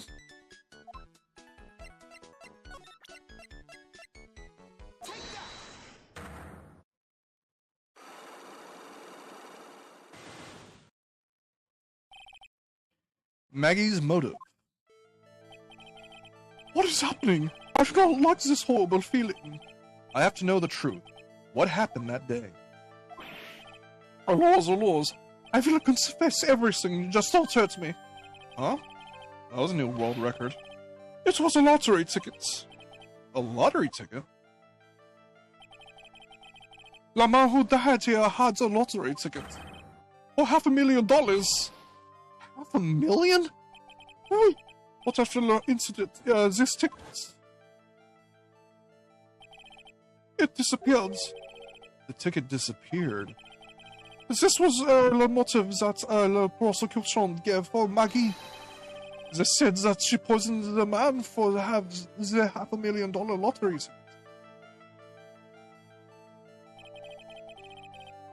ticket. Why didn't you tell me about this sooner? Law. You've been trying to hide this information about the lottery ticket from me, and I want to know the reason why. Oh, monsieur, you doubt me, but I've confessed everything to you. Everything I know. Mr. Armstrong, the $500,000 lottery ticket. I think I know who took it. I think the winning ticket was stolen by this person. Mr. Armstrong, I believe there's a very high probability that it was you. Wow, that is one piercing scream, even for a man like him. Okay. Mas por que more? Why, you have no evidence. I am not Master Mask. I'm not the kind of person who steals the property of others. Sorry to disappoint you, Mr. Armstrong, but I have evidence to the contrary. I present you proof that you have stolen from others in the past. Oh, I didn't want to do that. What is this? A poem? Oh, monsieur, you know me so well. I adore poems. Please, read it, and put some feeling into it. Convicted before, a wicked man, no repeat offender. I'm sorry to have to bring it up, Mr. Armstrong, but you have been arrested from stealing from your customers before, haven't you? Sorry, I don't agree with theft or murder, but his ability to summon rose petals. Mon Dieu, le mensonge! You are the liar! You deny it? Do not make false accusations. Deliver threats. Don't you have any proof? I want to see the incontestable proofs that I have ever stolen from one of my customers. Seems old habits die hard, Mr. Armstrong. Oh, what is that? This is my Magatama, and I found it in your kitchen. Mom! Wow, that scream just about broke some windows. Oui. I have a weakness for the trinkets and the figurines. My hand, it just slips out and I cannot stop it. You've stolen handkerchiefs, gloves, and other things from your customers, right? Oui, it is la truth. I'm just a timid little girl inside, monsieur. A timid little girl. Besides, this time it was not a small trinket for me. It was $50,000. But why would I steal it? I have no need for such money. Really now? Oh, monsieur, what is it? Isn't it true that you're in some pretty serious trouble? That you're in desperate need of a large amount of cash?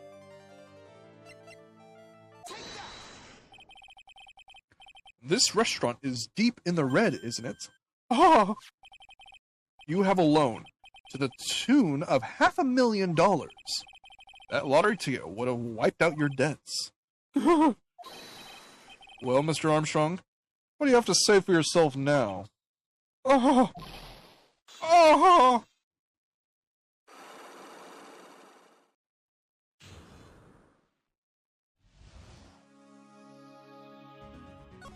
Maggie's motive. Mr. Armstrong, you said that the victim had a winning lottery ticket for $500,000. How did you know he had something like that in the first place? The man he was listening to the radio with his earpiece. Maggie said something about that too. The winning number was announced on the news, I think. All of a sudden, he exploded. Yes, $500,000! He shouted. And the ticket? He had all of his tickets spread out on the table. I was so desperately in need of money, so I put the poison in his coffee? No. Oh, no, you naughty man. I just simply helped myself to one of his tickets. What? Well, he was dead, so I thought. The victim collapsed and Maggie passed out. I thought to myself, porque pass, he had so many of them. Yeah, but only one of them was the winning ticket, right? How could you do that, Mr. Armstrong? Maggie was arrested because of you. Mom, this is not true. I did not take it. A ticket for $500,000, I mean. But you just told us you did. You said you took a ticket. As known, my fiddy, it was not. That's enough. Huh? Mr. Godot, what in the heck are you doing here? This is without a doubt the worst coffee I have ever tasted, Mr. Armstrong. You came in here for coffee? This is craving for coffee, no bounds? Perhaps Mr. Armstrong stole one of the victim's tickets on the day in question. I'm the head on, just a pretty little girl who everyone is laughing at. But in that case, Maggie shouldn't be the only one under suspicion. He had the wrong ticket. What? Mr. Armstrong made off with a winning ticket's pretty neighbor. So, the ticket he took was worthless? Not quite. He did win something. $1. You see, I'm just a pretty face. Without my looks, I have nothing. So, what happened to the winning ticket then? The one he meant to steal? Indeed, what happened to it?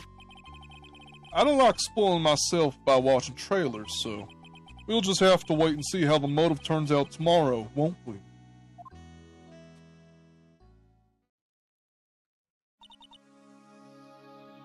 Yeah, it's good though.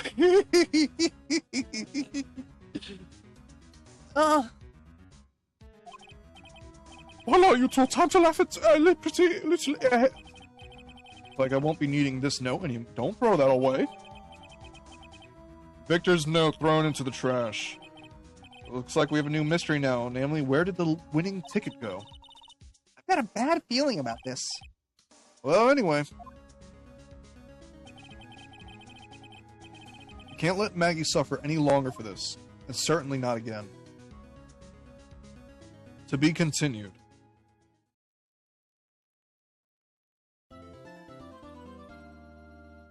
I got time. I'm gonna save my game. Give everyone and myself a chance to use the restroom. And, I'll be back in a bit.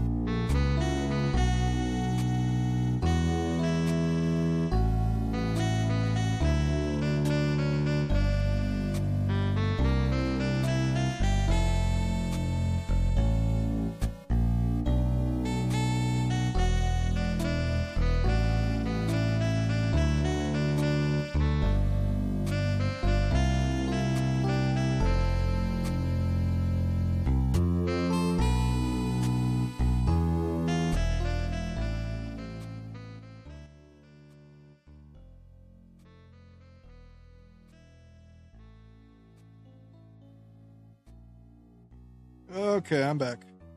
I got my drink. I have one more Discord notification to check.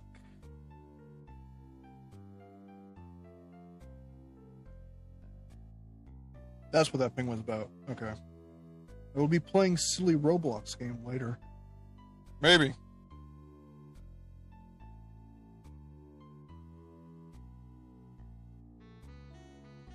Okie dokie. Close off Godot's theme. And let's return to Ace Attorney. I'm going to try and finish the trial. If it becomes dinner time, I'm going to have to stop in the middle of it. But I'm going to try my very best to make this trial only take 2 streams. Yeah, specifically Creatures of Sonaria. My partners quite like that game. Oh, I see. I should have expected this. Nobody saw the other guy, huh? He was there when I took the coffee over, sir. Scout's honor. Maggie! Ah, Detective Gumshoe. Are you doing alright? How you feeling? As if you need to ask either question, sir. Don't let him get you down, Maggie, and don't forget to eat well, okay? Roger. And you! Yes? You'd better square this case away. Gotta pal, Maggie's innocent, you hear? If you screw up, then I'll be doing some squaring away myself. Squaring away some paperwork for your arrest. I think he's serious. Hey, Detective, you're on our side for once, right? Yep. So you'll be able to help Maggie out, right? Really? Can you, sir? Of course, I got the situation under control. I'm gonna be the first witness on the stand today. If something I say doesn't mess with the facts, make sure you point it out, alright? Sure. Okay, we're forming a united front today, pal, you get me? I can't tell you how grateful I am, sir. I've always admired you so much, Detective. I know I can count on you. Looks like it should all go pretty smoothly today, huh? I can only wish. Did they make her wear her waitress uniform in prison? If they made me wear my fucking Sonic uniform in prison, I would kill myself. Court is now in session for the trial of Maggie Bird. The defense is ready, Your Honor.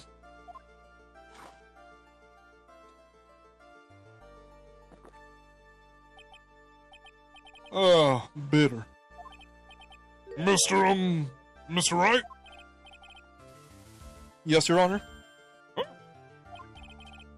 What's wrong? Nothing. It's just whenever I addressed you in the previous trial, your response was, "You was talking to me?"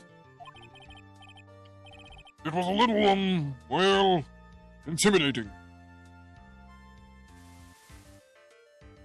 Oh, God.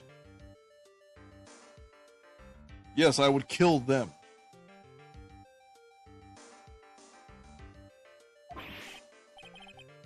No, that wasn't me. That was the phony Phoenix. I see. So our trusty Phoenix Wright is back with us now, is he? Our trusty? So, Mr. Godot, your opening statement, please. I think we need a new judge. I think he's senile. Correct. Mr. Trott, whether you're a fake or the real deal, we will find out soon enough through this trial today. I can already tell you, I'm the real Phoenix Wright. Oh, that's unfortunate. I wasn't questioning whether you are Phoenix Wright or not. I was questioning whether you had studied law or not. That's what I intended to find out. There's no denying it. Behind that mask is a man who really hates me for some reason or another. As everyone is aware, the court has already given its verdict on this case once. Therefore, I won't stand for irrelevant testimony during this retrial. Nor will I stand for a simple repetition of the evidence presented in the last trial. I'm not planning on repeating anything that phony said. Trust me. Now then, Mr. Godot, please summon your first witness. Let's start with the formalities, shall we? Name and occupation. Witness, state your name for the court. Sorry, sir. The name's Police Department Detective. Occupation, Dick Gumshoe. Oh! Other way around, detective. Sorry. Anyway, I'm the officer in charge of this case since yesterday, sir. Since yesterday? Yeah, the guy who was on initial investigation tied up with another case now. Yeah, it's tied up all right. I hope Gumshoe's really got everything under control for everyone's sake. I see. So, Detective Gumshoe, would you outline for the court the basic facts of the case? Yeah, his name is Dick Gumshoe. But my friends, they just call me Penis.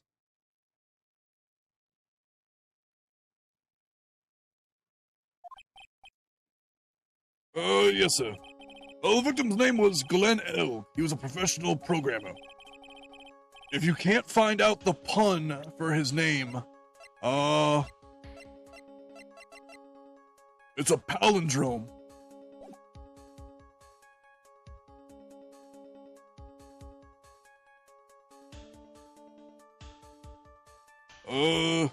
He was on the payroll of Blue Screens Inc., a local company. This is the victim's autopsy report. The coroner accepts this into evidence. Glenn's autopsy report died of potassium cyanide poisoning. Time of death was between 1:30 and 2:30 p.m. It's not precise.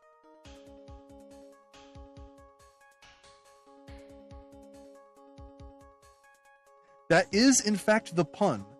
When something smells, it's usually the butts. Here are the floor plans of the restaurant. When the incident took place, the victim was sitting right here. Poison coffee was brought over to him by the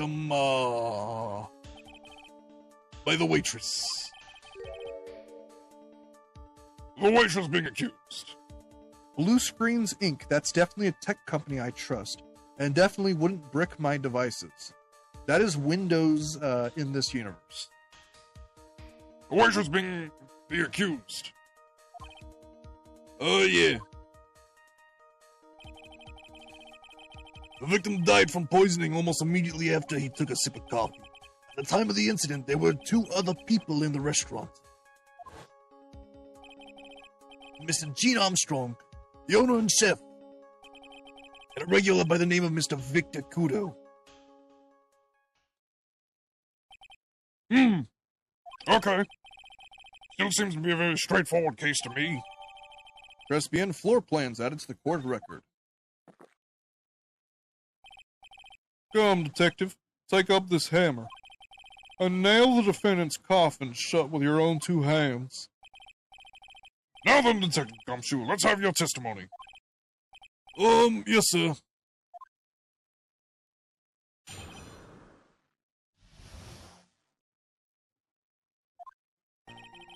When the incident took place, the victim was alone at his table, sir. You understand that the guy Glenn Egg was listening to Glenn Egg to the radio at the time. Traces of poison were found in his coffee cup, and what we found was potassium cyanide. That stuff really packs a punch. And, looks like Miss Bird might have had some kind of motive.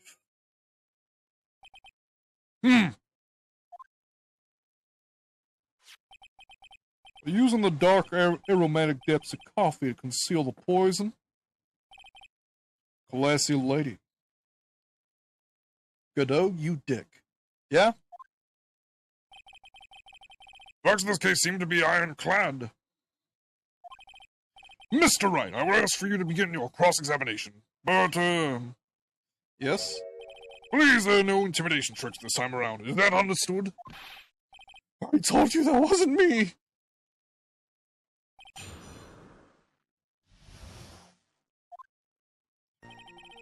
When the incident took... Can I stop you for just a minute? What is it? Did I say something that contradicts the evidence? So desperate for that to be true, he's practically crying. Your testimony just now doesn't match the testimony given by Miss Bird. She claims there was another man at the victim's table. Yeah, that's what she said, and What killer wouldn't say that when faced with a homicide conviction? Hey! Sadly, your testimony isn't supported by the owner or the other customer. Isn't that right, Detective Gumshoe? yeah, it's true. There are two testimonies tie up on that. They both said there was no other guy at the table. What should I do? Should I press on this point a little harder or not? Well, maybe the other witnesses just missed him. Perhaps their view of the victim's table was obscured in some way. That argument is just as weak as the coffee at Tres Bien trap. I have here in my possession a ticket. A ticket? It's more like a photo to me. It is a ticket to, a concert that I'm going to later. Yes, a one-way ticket to Guiltyville. Population, the defendants. This is a photograph taken from near the entrance to the kitchen. This is the scene as witnessed by the chef moments after the poisoning took place, correct? I think the court will agree that such a clear view of the scene of the crime.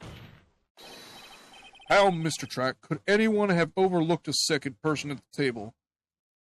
What if he was hidden a little to the left? I didn't think about that. Oh!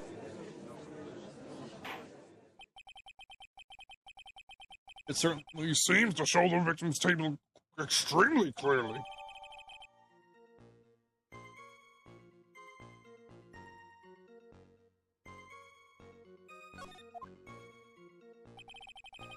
We understand the guy, Glenn out. Whoops.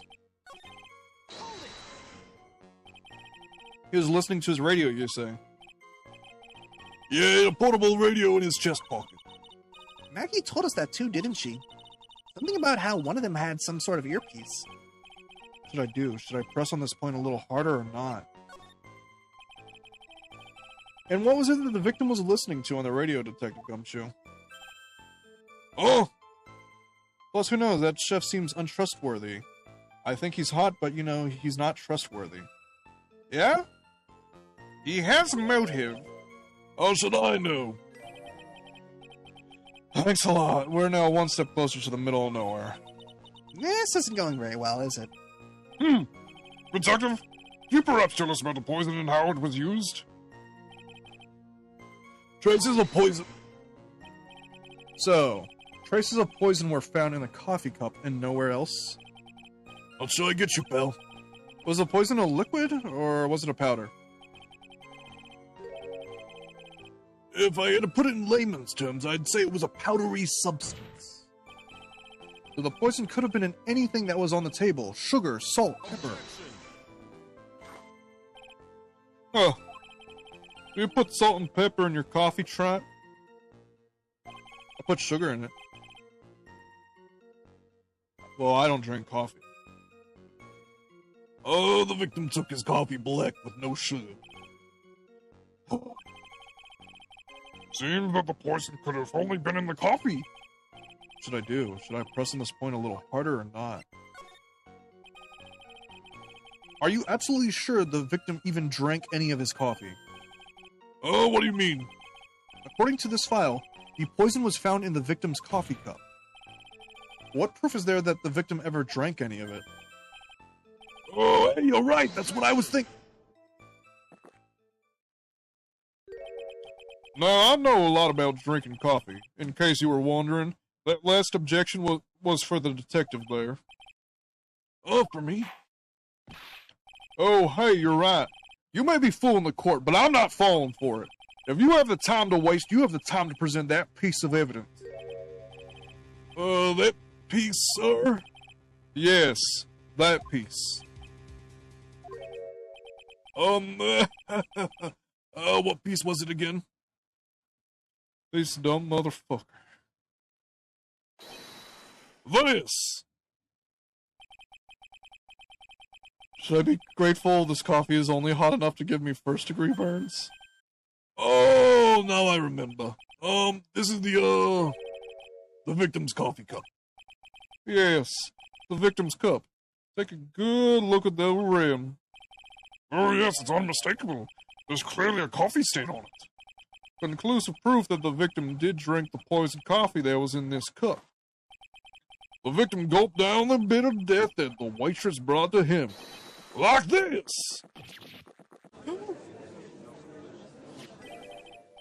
For the record, the prints of on the cup were on the victims and the defendants. Does that man wear lipstick? Yes. Coffee cup added to the court record. On further investigation of this cup, we found a certain chemical substance. And what we found was potassium cyanide. What we found was fentanyl. Fentanyl? I've heard of that chemical before.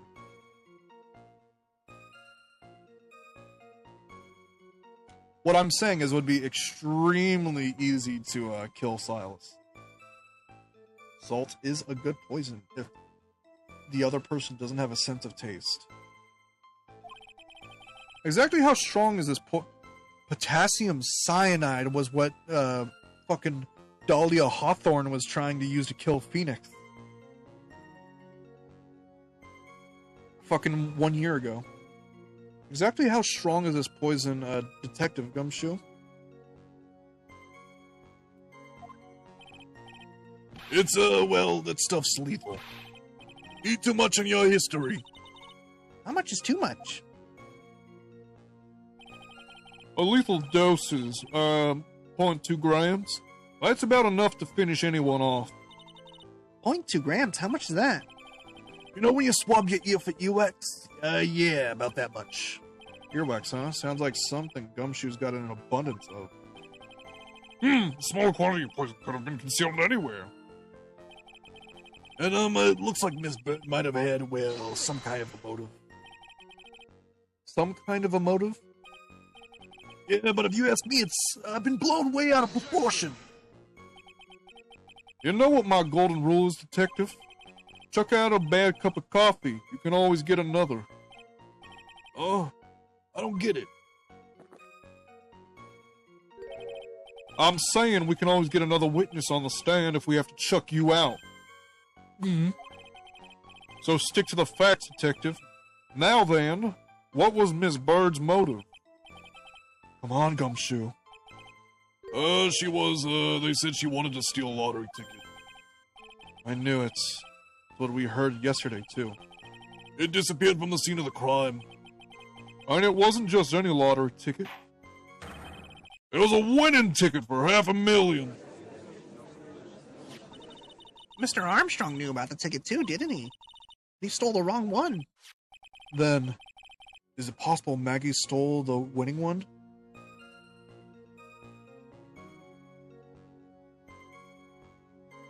No one here has seen a seminar on how quick a drink can be drugged.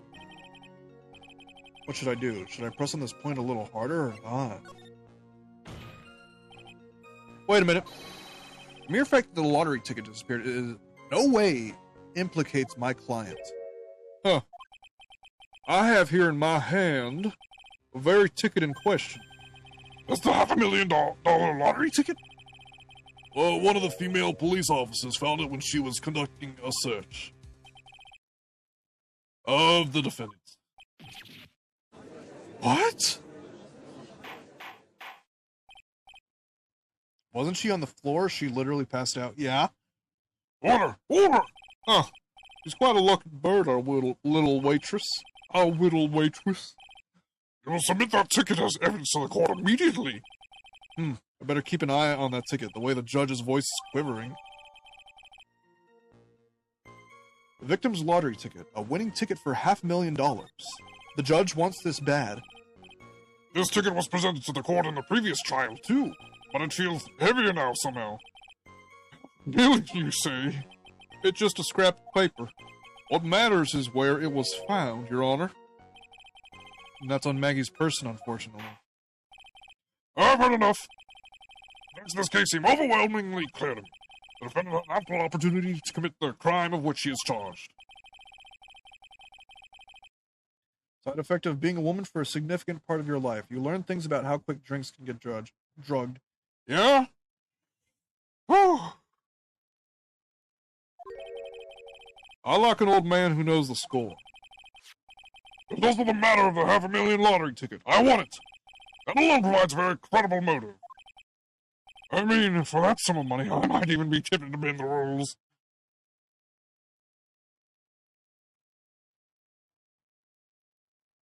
Was she on the floor still when she was getting investigated? From the sounds of it, yes. I don't mind an old man who is weak to the siren call and money. Not good, Nick. The judge is gonna steal that money. Yeah, that's because the court has ruled guilty once already. I'd say it's about time to wrap up this repeat performance. With one final decisive piece of evidence. You got more evidence against Maggie? We haven't had the lab analysis of the liquid found in the kitchen yet, have we? No. This is the apron the delightful Miss Bird was wearing at the time. Wow, that's not the cleanest apron I've seen. The stain looks like... It can't be blood, can it? Huh. It seems the star of our play was a little flustered. And somehow spilled coffee on herself. The coffee? It's not exactly the first thing that caught my eye. Of course, the coffee stain isn't the most interesting thing about this apron. No, there's something else that stands out even more. Something else? I presume you mean... Of course, I'm referring to the pocket. The pocket. A search carried out right after the incident uncovered this... potassium cyanide. The very poison used by the killer was in her apron pocket. A bottle of poison in Maggie's pocket? Oh yeah, and Maggie's prints were the only ones on it. What? Order! The court would accept these items into evidence. Potassium cyanide added to the court record and the apron. There's something still bothering me. Mr. Godot, why do you not explain the bloodstains to the court? Bloodstain? What bloodstain would that be? Don't play games, prosecutor. The blood-colored stain that's smeared all over this apron. That's ridiculous. No one told me anything about a blood stain. You don't need to be told, just look at it. Well, detective, could the stain really be blood? Oh, wait, sir. It's just ketchup, sir. Ketchup. She might have gotten some on her apron while she was taking someone their breakfast that day. You could have spoken up a little sooner, detective. Well, it's something like that again, and I'll have you drink 17 cups of ketchup. Detective? I thought I already knew what it was already. I haven't seen anything yet to make me doubt the last ruling made on this case. The motive, the opportunity, supporting evidence. Yeah, that's the red visor. It just makes everything red. So he could see the coffee stains, but he couldn't see the red ketchup. I think that's funny. The motive, the opportunity, the supporting evidence. They've all been clearly established. Well, try. It seems you really are phony after all. Oh, you really know how to drive a man nuts. Witness. Judge, please continue with your... Witness, please continue with your testimony. Describe to the court of the crime scene the findings of your investigation there. The investigation. Crime was reported at 2:25 p.m. Kind of scary night. Poor Maggie had passed out from the shock. Must have been real tough for her.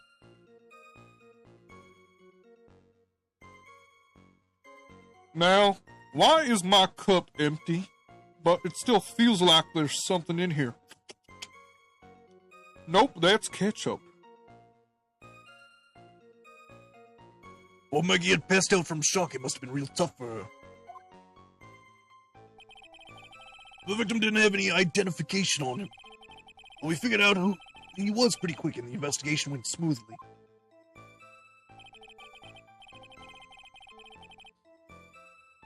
When Maggie was stitched, we found the lottery ticket in the bottle of poison. And that was it. There was nothing else missing from the crime scene. You identified the victim and secured your prime suspect. Very good. Less chance to convince the court you're a real lawyer, Trap. Don't count on any more cross-examinations after this one. So, let the fun begin.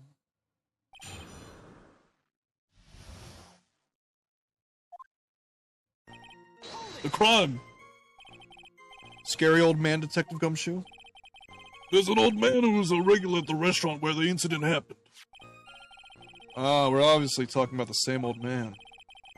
Officers were dispatched right after the report came in, but the old guy still made a fuss. What took you so long? And then he hurled abuse at the man, seeds. Seeds. Huh. It was nothing. I caught each one with my teeth. You were there? Guess not even the mighty Godot can avoid being attacked by that guy. The old man was the only other customer in the place at the time. He took his time finding a payphone, apparently, so he was late reporting the crime. Well, Maggie had passed out. How long was the defendant unconscious for? The officers got to the crime scene around 2:40. Maggie was still out cold in the kitchen at that time. Took another 10 minutes or so before she came to. I would have liked to have been on the scene myself. I bet you would have liked to have carried out the search, too. What the fuck? I would have loved to see Maggie all asleep like that, all pretty and peaceful. You're a professional detective Gumshoe, not a professional birdwatcher. Save the romantics for your own time, detective. All we need to know about is the investigation. Oops, I guess I'm pretty red right now, aren't I? She was unconscious when they found her. Yeah, it's funny, some of the things that they'll ignore. I guess they're under the impression, oh, she was pretending to be asleep. Oh, that's what was happening. You didn't have any?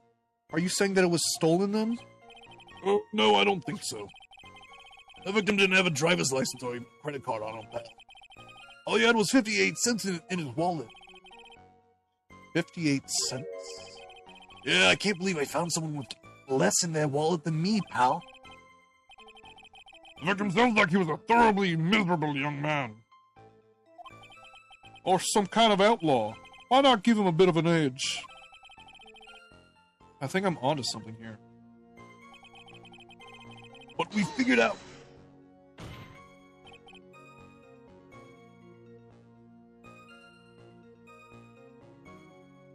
It's true.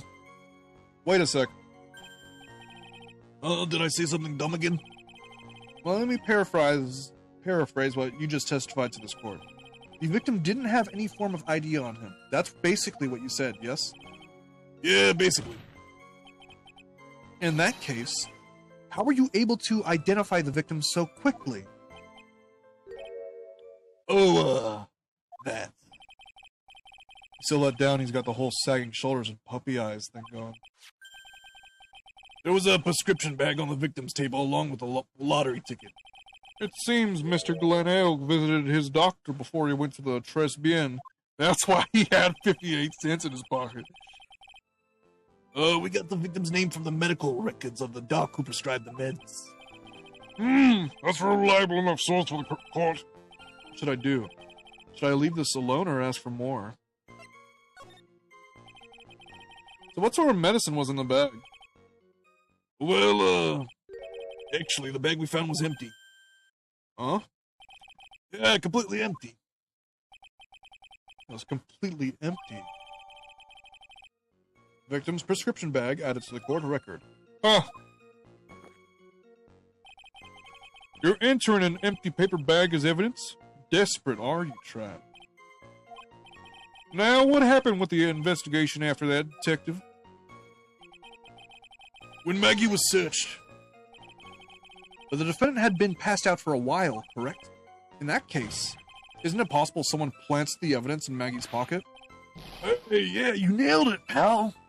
It happens to me all the time. We had a department party the other day, and when I got home, I was wearing the boss's shoes. Keep up this crazy testimony, detective, and those shoes will end up down your throat. Sorry. Yes. So, Trat, someone planted the evidence in Maggie's pocket? That's a pretty bold statement. Care to back it up with some evidence? Well, I'd love to if I had any. Apparently you have no evidence to support your theory, Mr. Wright. Continue with your testimony, witness. And that was it. Oops.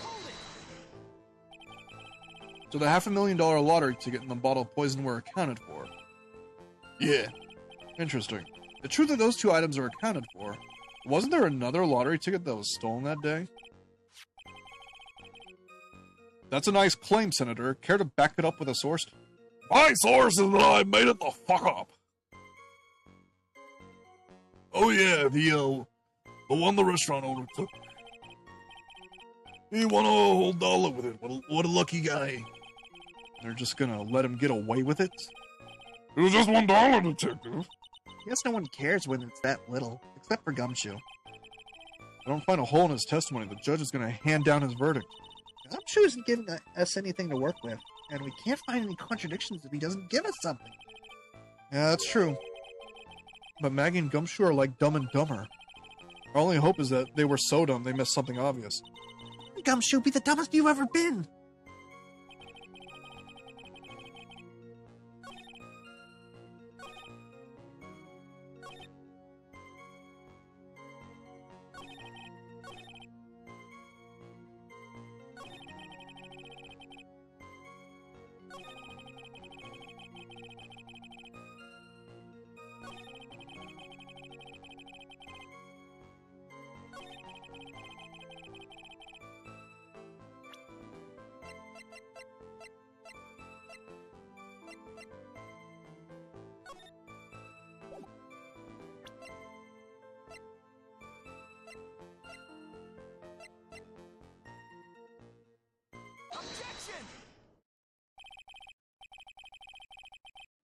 Man, Autobot is getting all these bots today.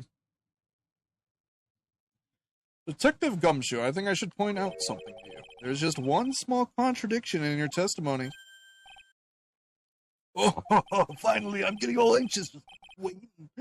So, hurry up, will you? You testify that...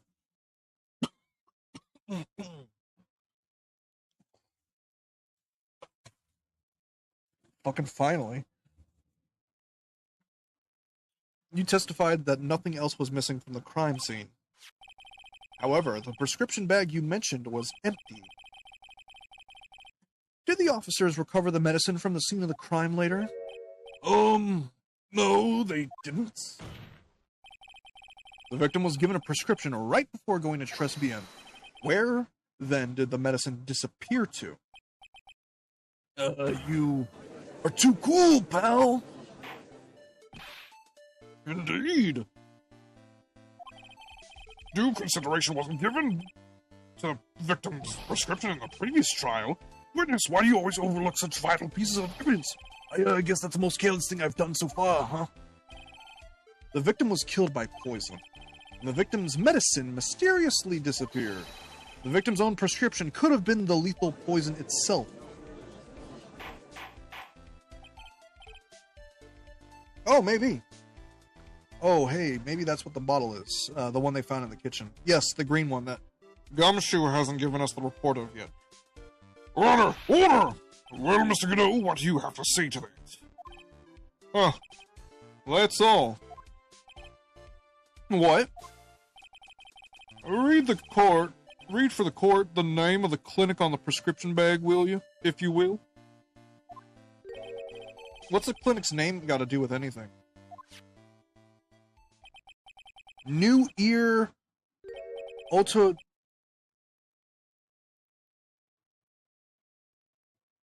Otolaryngological clinic. I'm not saying that word twice. Just what kind of illness was the victim suffering from, Mr. Godot? Hardly an illness, Your Honor. More like a bitter war wound, you could say. A war wound? The day before the incident, Mr. Elk found himself in a fight.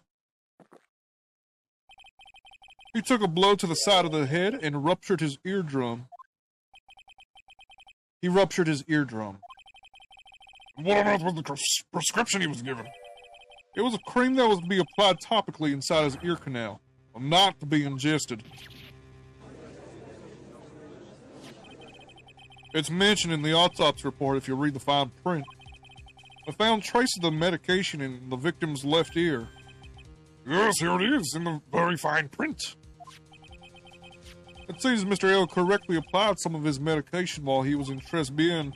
Therefore, it would be absurd to believe that he would have eaten his medication. Then why is it missing? Yeah. And why do they think that, like... If it was in his ear, they could have sampled that and realized, oh yeah, this is not potassium cyanide. Because they know for a fact from the autopsy that that's how he died. Seems that the medication is irrelevant to the case after all. Oh. Nick, you're losing. If you don't think of something quick, it'll all be over. She's right. But I can't get away with any old weak objection. What should I do? Oh shit. Only moments ago, Mr. Godot made the following statement. It seems Mr. L correctly applied some of his medication while he was in Tres Bien. If that's the case, then why was the medication not found at the scene of the crime? Well, the medication in question was for topical use inside the ear canal. That doesn't change the fact that it could not be found at the scene of the crime. However insignificant it may seem, it's a lawyer's duty to pursue the truth. You know as well as I do that medication is irrelevant. It only seems likely that a prescription drug would contain potassium cyanide. It hardly seems likely that the coffee the waitress served would contain it either. But it did. The possibility is undeniable. That's enough. Mr. Godot is the detective, the only witness the prosecution wishes to call.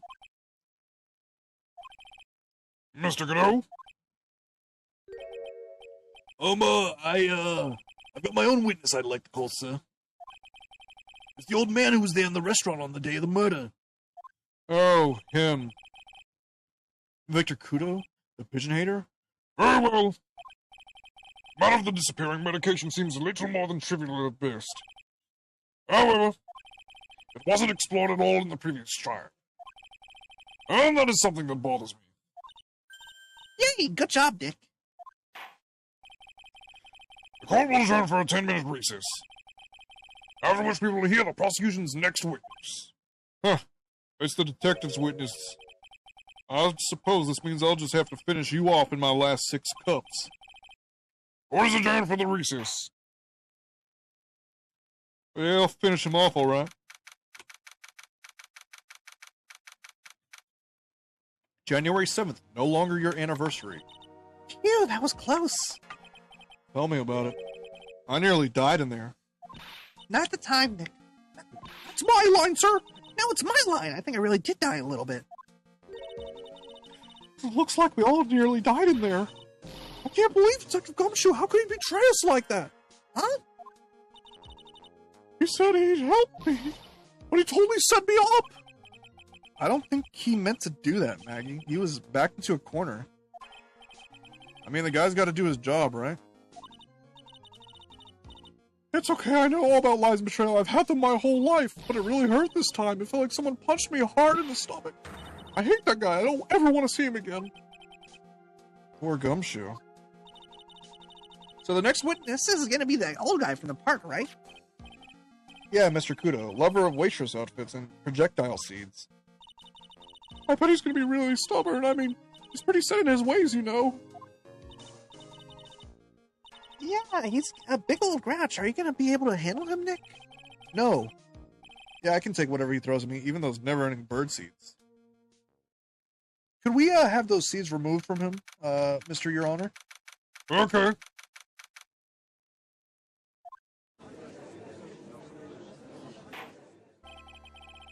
Court will now reconvene for the trial of Maggie Bird. Mr. Godot, your next witness, please.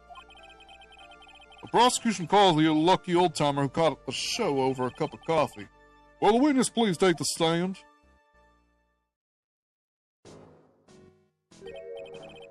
Name and occupation, if you don't mind. The name is Victor Kudo, born and bred in the land of the rising sun. Honor and duty are what make me, mind you, and I can be quite emotional at times. We don't need to hear about that, Mr. Kudo. Just tell the court your occupation. My occupation. Listen, young'un. How much do you think is a kimono embroidery here? Kimono embroidery. That's what I do or did back in Japan. I embroidered family crest on kimonos. My ancestors were embroidering kimonos before this country even existed. Wow, a real craftsman. They're a dying breed. Hey, maybe you can embroider my costume sometime. Anyway, like I said, there's not much demand for that kind of thing here. I had to take a job working for the cash register at a burger joint, pretending to smile. Yeah, burger joint would have been better off putting him in the kitchen. Now then, witness, were you in the restaurant at the time of the incident? Oh yes, I was eating some seeds over a cup of Javakino. Seeds? The old man gives the birdseed to Godot, who puts some in the coffee he throws Phoenix. I'll call this the birdseed special. Get fucked, right? What do you think these are, I see. So you saw everything that happened, Gramps? Did I? Oh yes, I did. I saw it all. Then please tell the court. We're all ears. Sure. I'll tell you every last detail. He's really getting into this. The Morning Bird Special. What I witnessed. The young man was reading the sports paper. The serving girl brought him a Javakino, but she put something in it. The man took one sip of it, looked like he was in terrible pain, and then collapsed. That servant girl right there in the defendant's chair, I remember her well.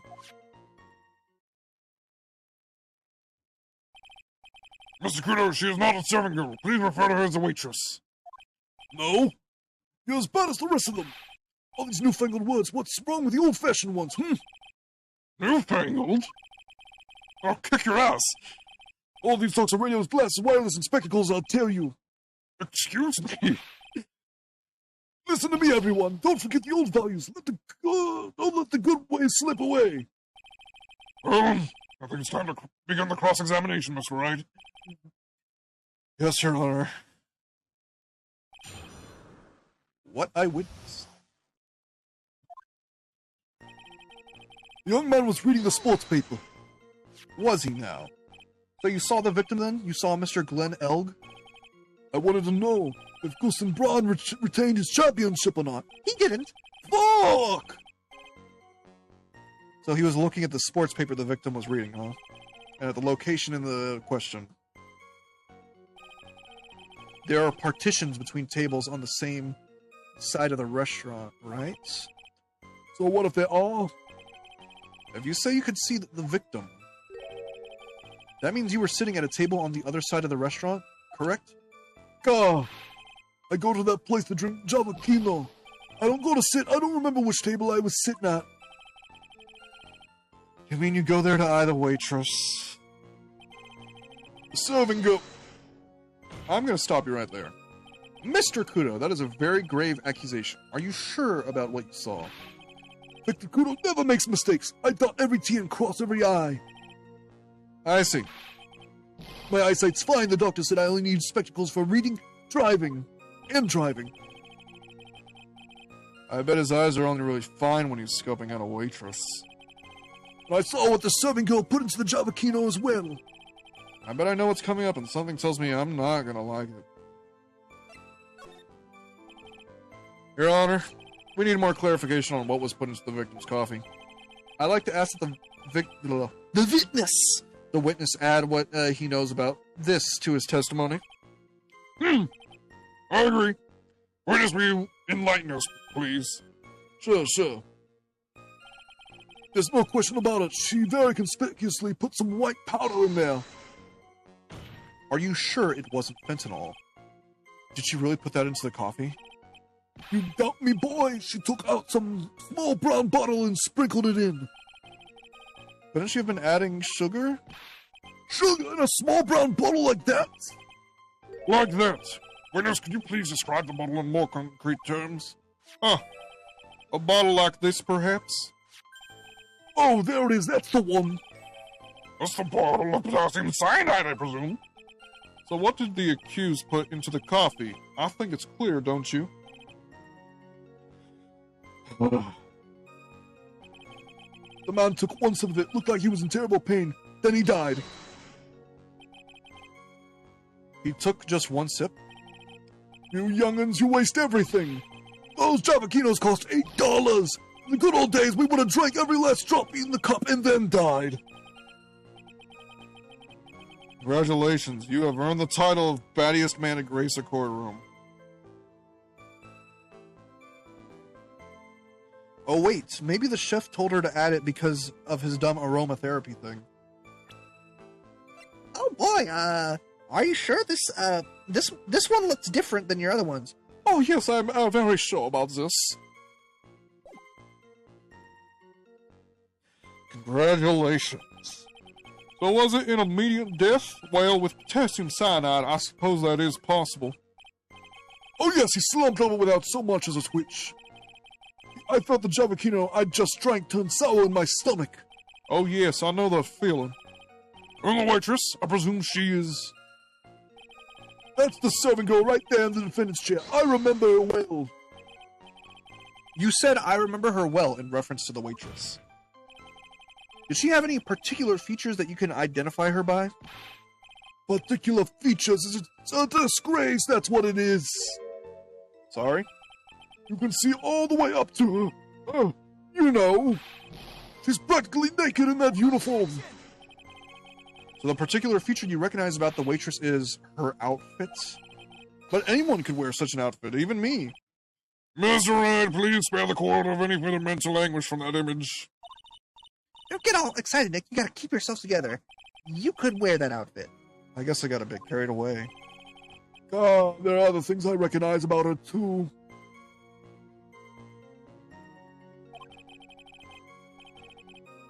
Someone get me a... He seems pretty sure of himself. What should I do? Sure, you saw a waitress take the coffee over to the victim. I like that image. But what matters is whether that waitress was Maggie Bird or not. Quite right. Mr. Crow, these are all features that you recognize about the defendant. I will ask you to add them to your testimony. Sure. There was a ribbon in her hair, and her apron straps were loose. You do seem to remember several details about her appearance. The drug routine will be for after the case. Sorry, Phoenix. Gods, if I wouldn't remember that. A witness noticed the straps on the accused apron. He's unlikely to make a mistake about her face. That's right, I can even tell you the color of the ribbon in her hair. It was red. So you see, it was red. So you see, there's nothing wrong about the witness's eyesight. Guilty. There's no doubt he remembers the waitress pretty well.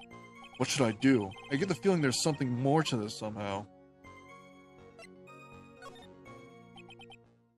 Mr. Kudo, you seem especially interested in straps. Why is that? Well, I tell you, back in not the time. The ribbons in her hair, the straps on her apron. What's the fascination? Fascination? He stares at her ass, not her face. True. Fascination? People have all kinds of fetishes, Trot. We don't need to embarrass the witness.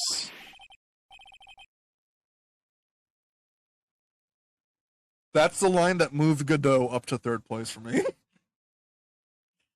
Listen, you young upstarts, I have got some sick strap fetish. I haven't got some sick straps of fetish. Is there any relevance to the unusual love of straps, Mr. Wright?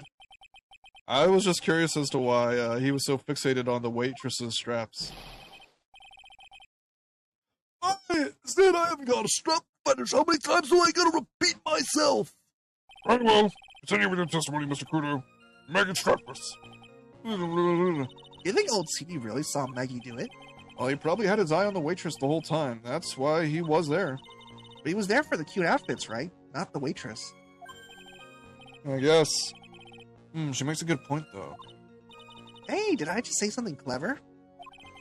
I wonder if the waitress Mr. Kudo saw really was Maggie. Well, we have to figure out, Nick. The young man, the serving girl. Move over here. You do seem to remember a lot of details.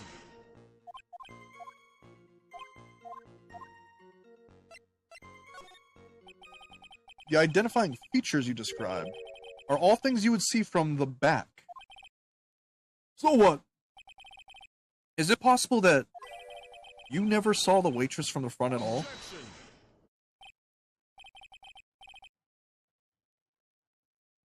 Was Out Phoenix look-alike cross-dressing?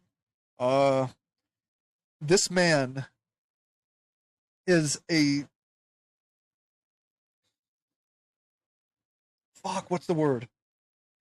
He's an espionage specialist. He can disguise as anyone. He's got you there, Gramps. People normally talk about facial features when they're asked to describe someone. But this witness's testimony is nothing but straps and ribbons. This is harassment. I tell you I'm not obsessed with straps or ribbons. I'm just telling you what I saw. Mr. Kudo, the court requested you add details about any identifying features. Features that you observed from the front. Into your testimony. Sir. This old man's testimony is getting longer and longer. If I can't find a hole in it soon, it'll get even longer, I bet. There wasn't anything that caught my interest about her when I saw her from the front. Oops!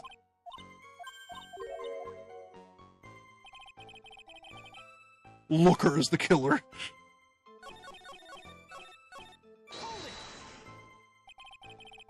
You didn't find anything to be distinct, but you did clearly see the witness's face, yes? No question about it. I didn't come this far to back down. Victor Kudo never backs down. That's not the answer I was looking for, but okay. This has turned into a matter of pride for old CD now, I guess. I wonder if he really did see Maggie's face or not. Like I thought, we need some concrete proof for this. Proof the old guy didn't see the waitress clearly from the front. Okie dokie, third time. Oops. There wasn't anything that caught my interest about her when I saw her from the front. Mr. Kudo, I would like you to please take a look at this. God, that filthy thing would suit filth like you perfectly. Actually reminds me of what my grandson looks like just after he's done eating. Have you ever seen this before? Of course I haven't. You think I'd forget something as dirty as that? Well, you half-witted clot!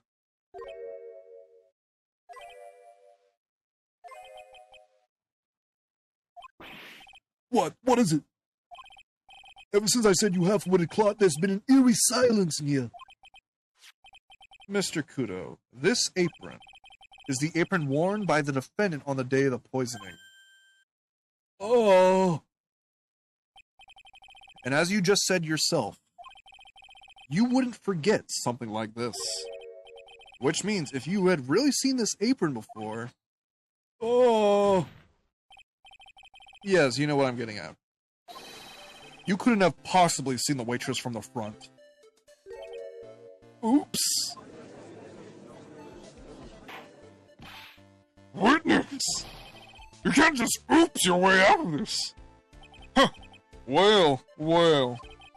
Looks like we finally have a genuine trial on our hands.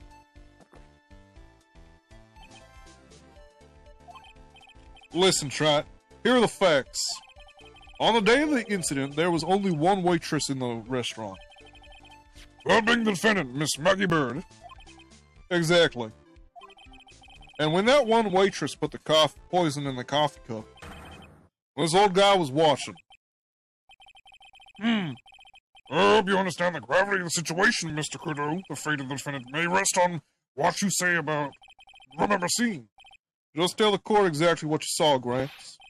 You can rely on me, Captain. My noggin's in perfect working order. I can't remember a single occasion where I forgot what burger a customer wanted. You can't remember? Probably more like he messed up so many times he's blocking it out. Very well, let's test how good your memory and attention to detail is, Mr. Kudo. Tell us what you remember about the victim.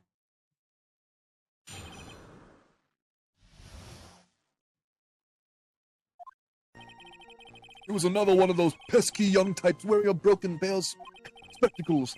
He had a newspaper in his right hand, so the nosy brat just kept rustling his pages. The young man was listening to the wireless, I remember that. When the servant girl in question brought over the Java Kino, the little fidget picked up the cup with his free hand and took a sip. The testimony we have heard to test how credible the witness's memory is, it seems to me that he remembers the victim in a great deal of detail. Oh yes, I hate those you-know-what types who are so vague about everything. How are we going to handle this, Nick? We only need to do one thing. We need to kill this man. We just need to prove that the old man's memory is shot. Just trip him up, you mean? Isn't that kind of cruel? I suppose, but it's what I do best.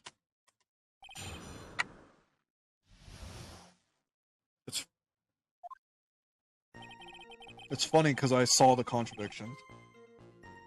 Oh, my grandma pissed my mom off so badly she's mowing the lawn. She never does that. Ooh. Yeah, my grandpa, he's allergic to bees, so I usually have to go out there and spray those fuckers for him. Or, what I prefer to do, just...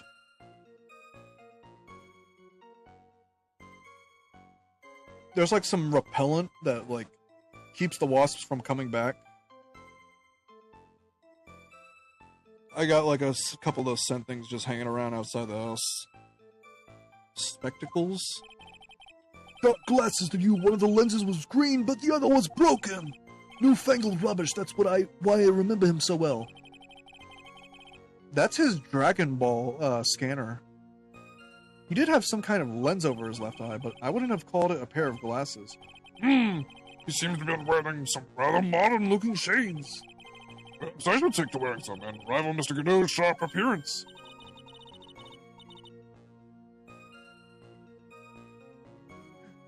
We better come up with something sharp and quick. Guess I'll wait and see if I should challenge him about the spectacles.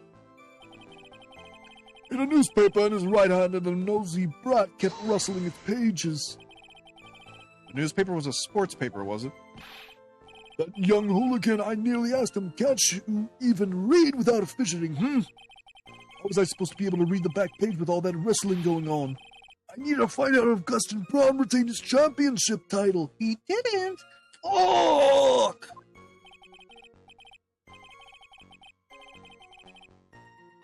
It was his paper, not yours. If you wanted to know so bad, why didn't you buy your own? What are you looking at me like that for? What are you, some kind of judge? Ow! Dustin Bratz got beaten yesterday, by the way. Anyway. The young man was listening to the wireless. I remember that well. The wireless. The decadent young rascal. In my day, it was one or the other. Read the paper or listen to the wireless. Oh boy. I'm using an earpiece. It's selfish, that's what it is. It was straining my ears, but I couldn't catch any of it. Is he that desperate to listen to the radio? It's true. Back in 2003, when newspapers were a thing people actually read. What are you looking at me for? What are you, some kind of judge? Ow! When the servant girl in question brought over the Java Kino. Oh, it's gonna...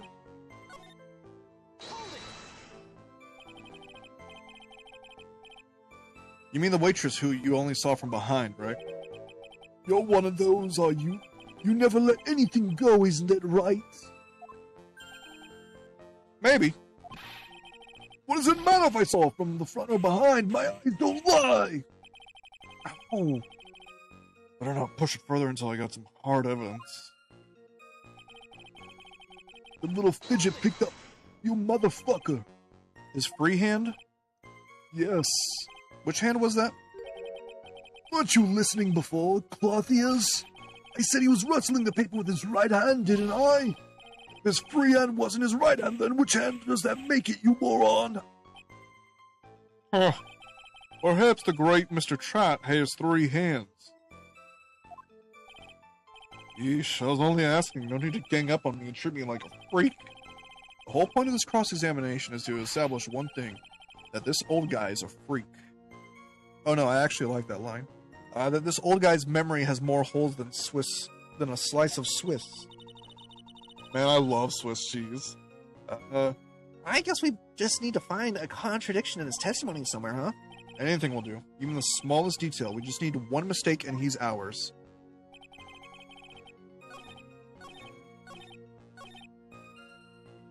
I have seen people game over this contradiction. It's really fucking funny how like obscure it is. Mr. Kudo, do you remember what you were told at the start of this testimony? That this was a way of testing the credibility of your memory. I know. There's nothing wrong with my memory, I tell you. Nothing! If I got anything wrong, I'll eat these seeds and sing the pigeon song. Care to tell us where this is going, Trap? I'm saying he better start singing. Because according to Mr. Kudo, the victim was holding the paper in his right hand, while drinking coffee with his free hand, which would make that his left. What is this, kindergarten? But I would like the court to please take a look at this. Oh, it's the cup the victim used, correct? Yes, and on the rim you'll notice the mark left by the victim's lips. Yes, there's a stain left by the coffee. If you consider where that stain is, you'll clearly see that the victim was holding the cup in his right hand. But how? Well, Mr. Kudo, the court is waiting for your epic performance. You said you'd eat those seeds and sing the pigeon song. Oh! Mr. Kudo, I'm afraid this is simply not acceptable. You must start singing. I think the witness had better go back to the park where he... Wait!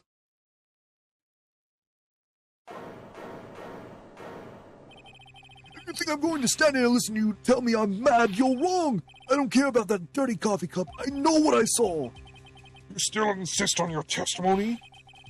That young brat was holding that cup in his left hand. Oh yes, no question. I'm a good law-abiding citizen, I am. It's that dead young hotspot. You and your spiky-head Yahoo, that's... Who, me? Thank you, old man. We've heard enough from you already. Don't call me old man. I've been around for 68 years, I have. You can't ignore me. Listen to what I've got to say. I'm sorry, Mr. Kudo, but... Sure, why not hear a little more? Mr. Kudo?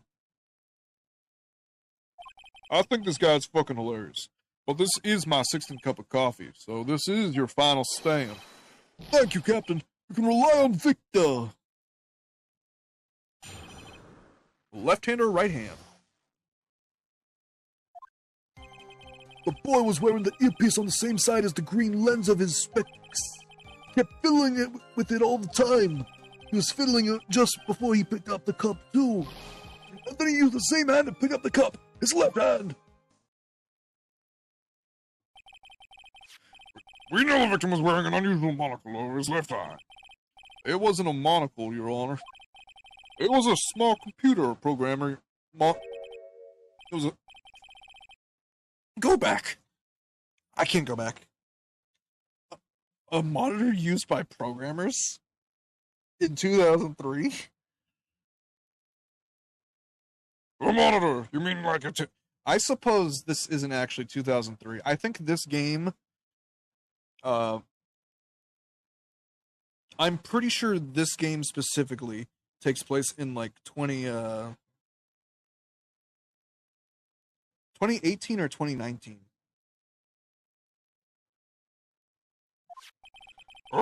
Monitor, you mean like a fancy computer screen?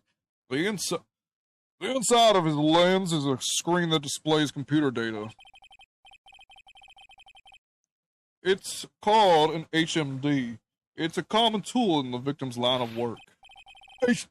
HDTV, DVD, CD, all these newfangled letters drive me mad, but they don't matter. I know what I saw, and I'm telling the truth. It's true. He doesn't seem to be lying. And those facts is in good old black and white. Oh yeah, you're right. Left hand or right hand? The boy was wearing the earpiece on the same side as the green lens of his specs. No, I did. Ah, shit. I forgot I was still in story mode. I'm not sure what the relevance of this is, but Mr. Kudo, I just skipped a lot of your testimony. There is something very strange about your observations of the victim. What? You say he was wearing the earpiece on the same side as the HMD? No question, you can lock me up if I'm wrong. It was his left ear, without a doubt. I could only see that side of his head from where I was sitting. I don't think so. What did you say? You're no doubt unaware of this fact, Mr. Kudo. I'm calculating the lethal dose of caffeine for Godot just for the heck of it. By his, sixth cup, he should be dead. You're no doubt unaware of this fact, Mr. Kudo, but the victim couldn't hear with his left ear. His eardrum was ruptured. Keep in mind, he probably has the caffeine tolerance of a coffee shop worker. Probably. Traces of medication for his condition were found in the ear canal.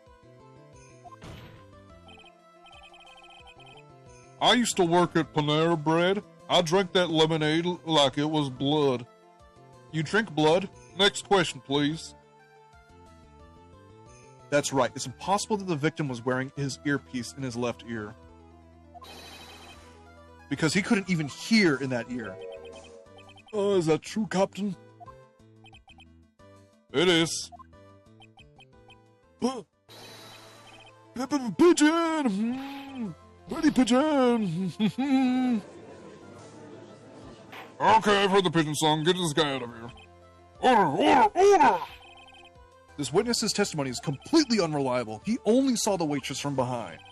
And he claims the victim was wearing an earpiece when we know his earpiece was ruptured. Well, Mr. Godot? Ugh. A single drop of milk is all it takes to destroy the pure black magic in a cup. This old man is my drop of milk. Captain, are you calling me a drip? Yes. This is the victim's coffee cup in which contained the potassium cyanide. The mark on the lid clearly shows the victim picked it up with his right hand.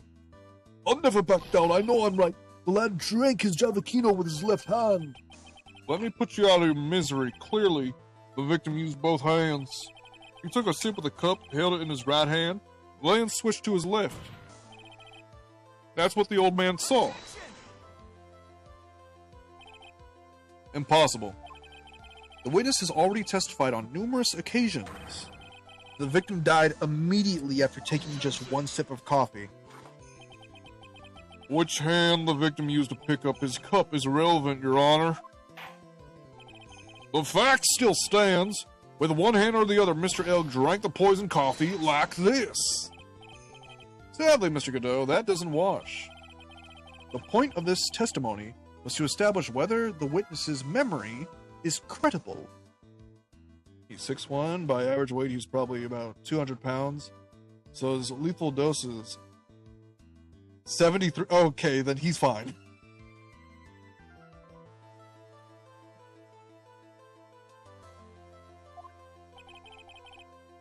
And the results are clear. This guy is dumb as shit.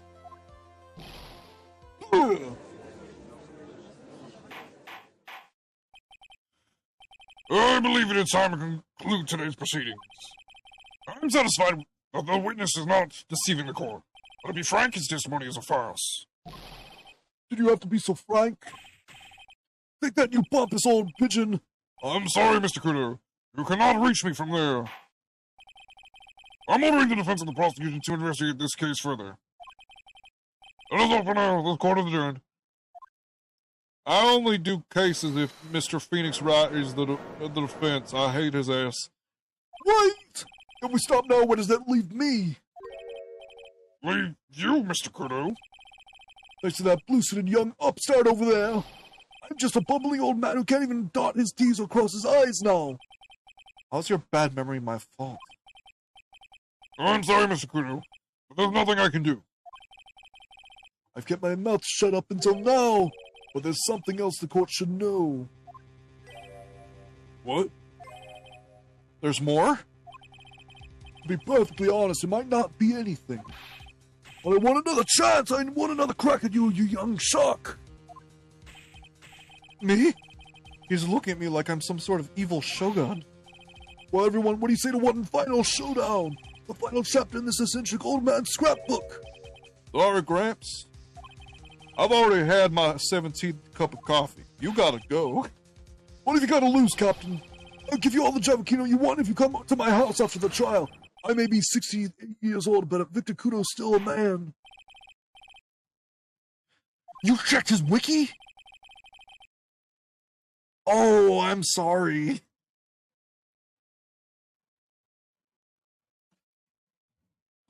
Yeah, don't Google these characters. I believe it'll be quicker for the court to just hear your testimony. You bet, much, much quicker. I can't believe this is happening. Oh, you better get ready, youngster.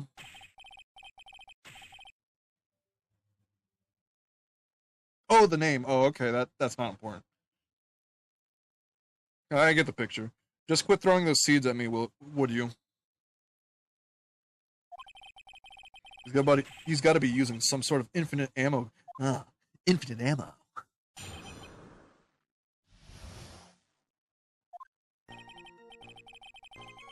First of all, I want to stress that this might be nothing. I'm not too sure of myself. The young boy slumped over the table as soon as he took one sip of his jalapeno. Well, the clumsy idiot upset the vase. He knocked it right over. It broke and the strip of cloth covering the table got completely soaked. Well, how about that? You turned things upside down,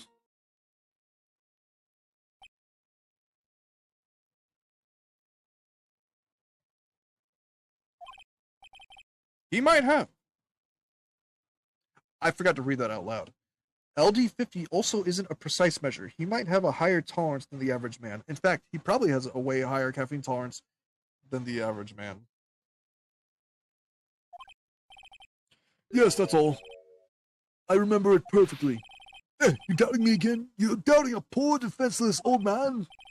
No, totally not. We're not doubting you, Mr. Kudo.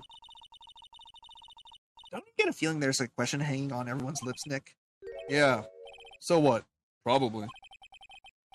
That's all I can think of, and I have to cross-examine this guy. You're a bad brain, that's what all you can think of. Very well, Mr. Wright. Your final cross-examination, please. I also know what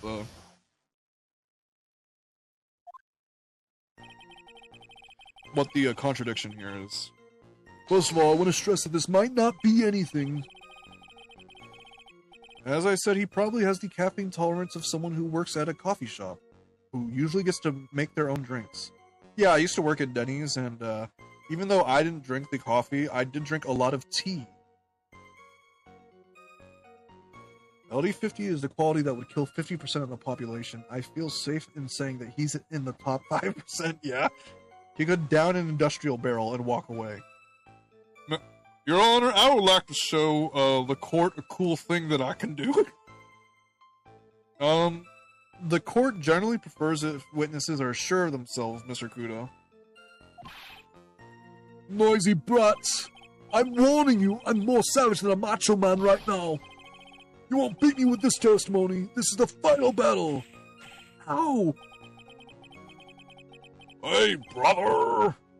chucking those seeds harder than ever. I'd better be careful. Come on, Nick, nail him. Okay. Young boy slumped over the table as soon as he took one sip of his Javakino. I have. I've had a couple of jobs. The court has already heard that testimony, Mr. Kudo. I know that I was just setting the mood. How else am I supposed to build up suspense, The suspense? Yes, now, what do you think? Should I work the audience a little bit more? No, please continue, Mr. Kudo, as quickly as possible. Alright, now where was I? Ah, yes, the young boy slumped over the table and... Well, the clumsy idiot upset the vase. He knocked it right over. A vase, you say? Yes, there are those vases on all the tables in that place.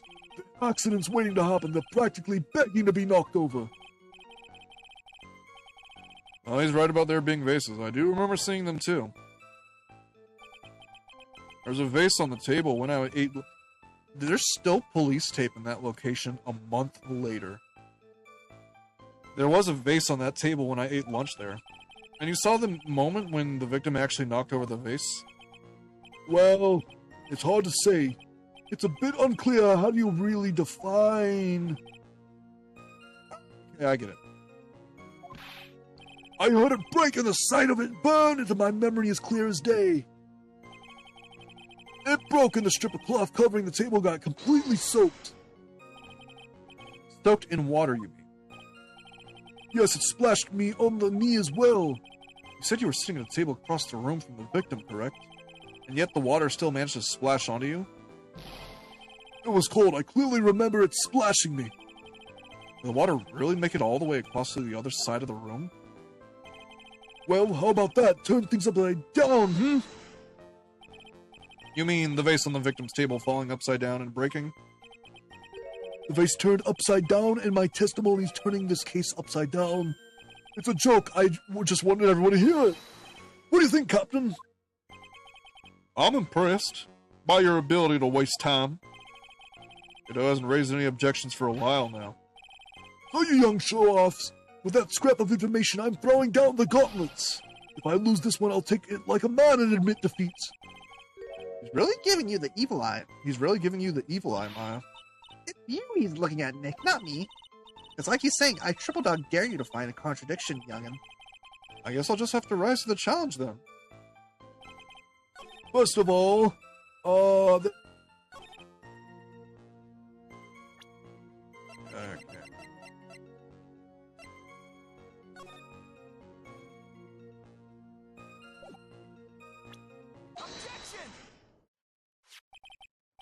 Mr. Kudo, this is a photograph of the crime scene. So what? Look carefully at the table. The vase is there. Intact. Oh? Lost your tongue, Granddad? Granddad! I'm no granddad of yours, Hopscotch! Oh! Enough! If you throw any more seeds in the courtroom, cleaners will be here all night. Oh! What is it now? I just remembered something. Yes, go on. The broken vase. It was on my table. Well, you see... It startled me when that young lad collapsed. So I stood up. That must have been when it fell over. The vase on my table, I mean. Probably, yeah. The vase on your table? Yes, it was on my table. And that's how my groin came to be completely soaked.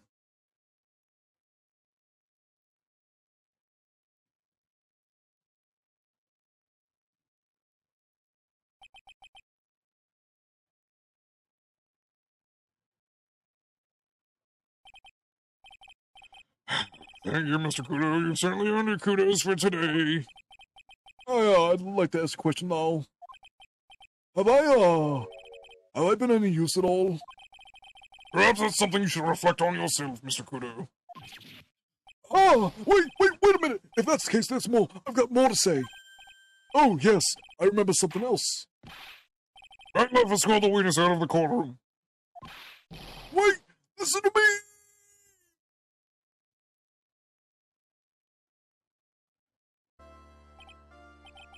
Well, we seem to have been considerably sidetracked. I'm still not in a position to deliver a verdict.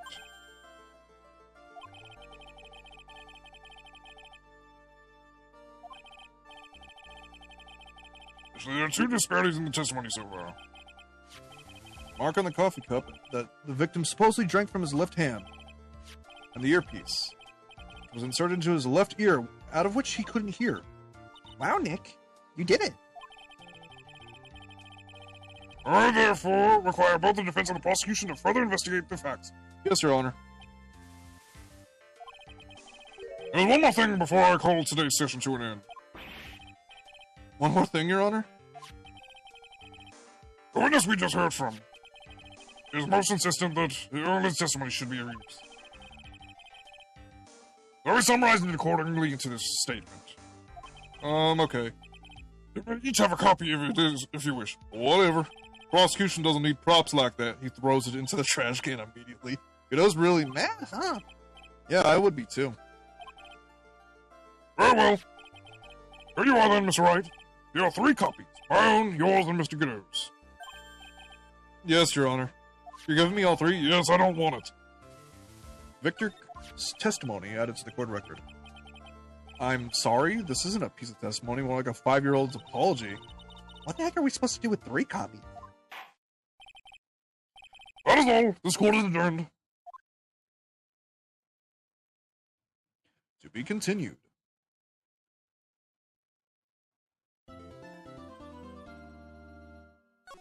All right. There we go. And as soon as it lets me... There we go. I'm going to mark that the end of today's... what's it called? Mark of today's version of the trial. I'm going to be trying to do the same thing next Friday. Ideally. Where I get to the... I try to finish the case, because it's only 2 days. It's an investigation and then another trial. Because I very much so want to get to case number 4. I do appreciate having all y'all here. Y'all made me enjoy this case way more than I initially liked it. I will be assembling photos of Mr. Armstrong so that Honey doesn't get spoiled. And I hope all of y'all have an excellent night. Stay cool.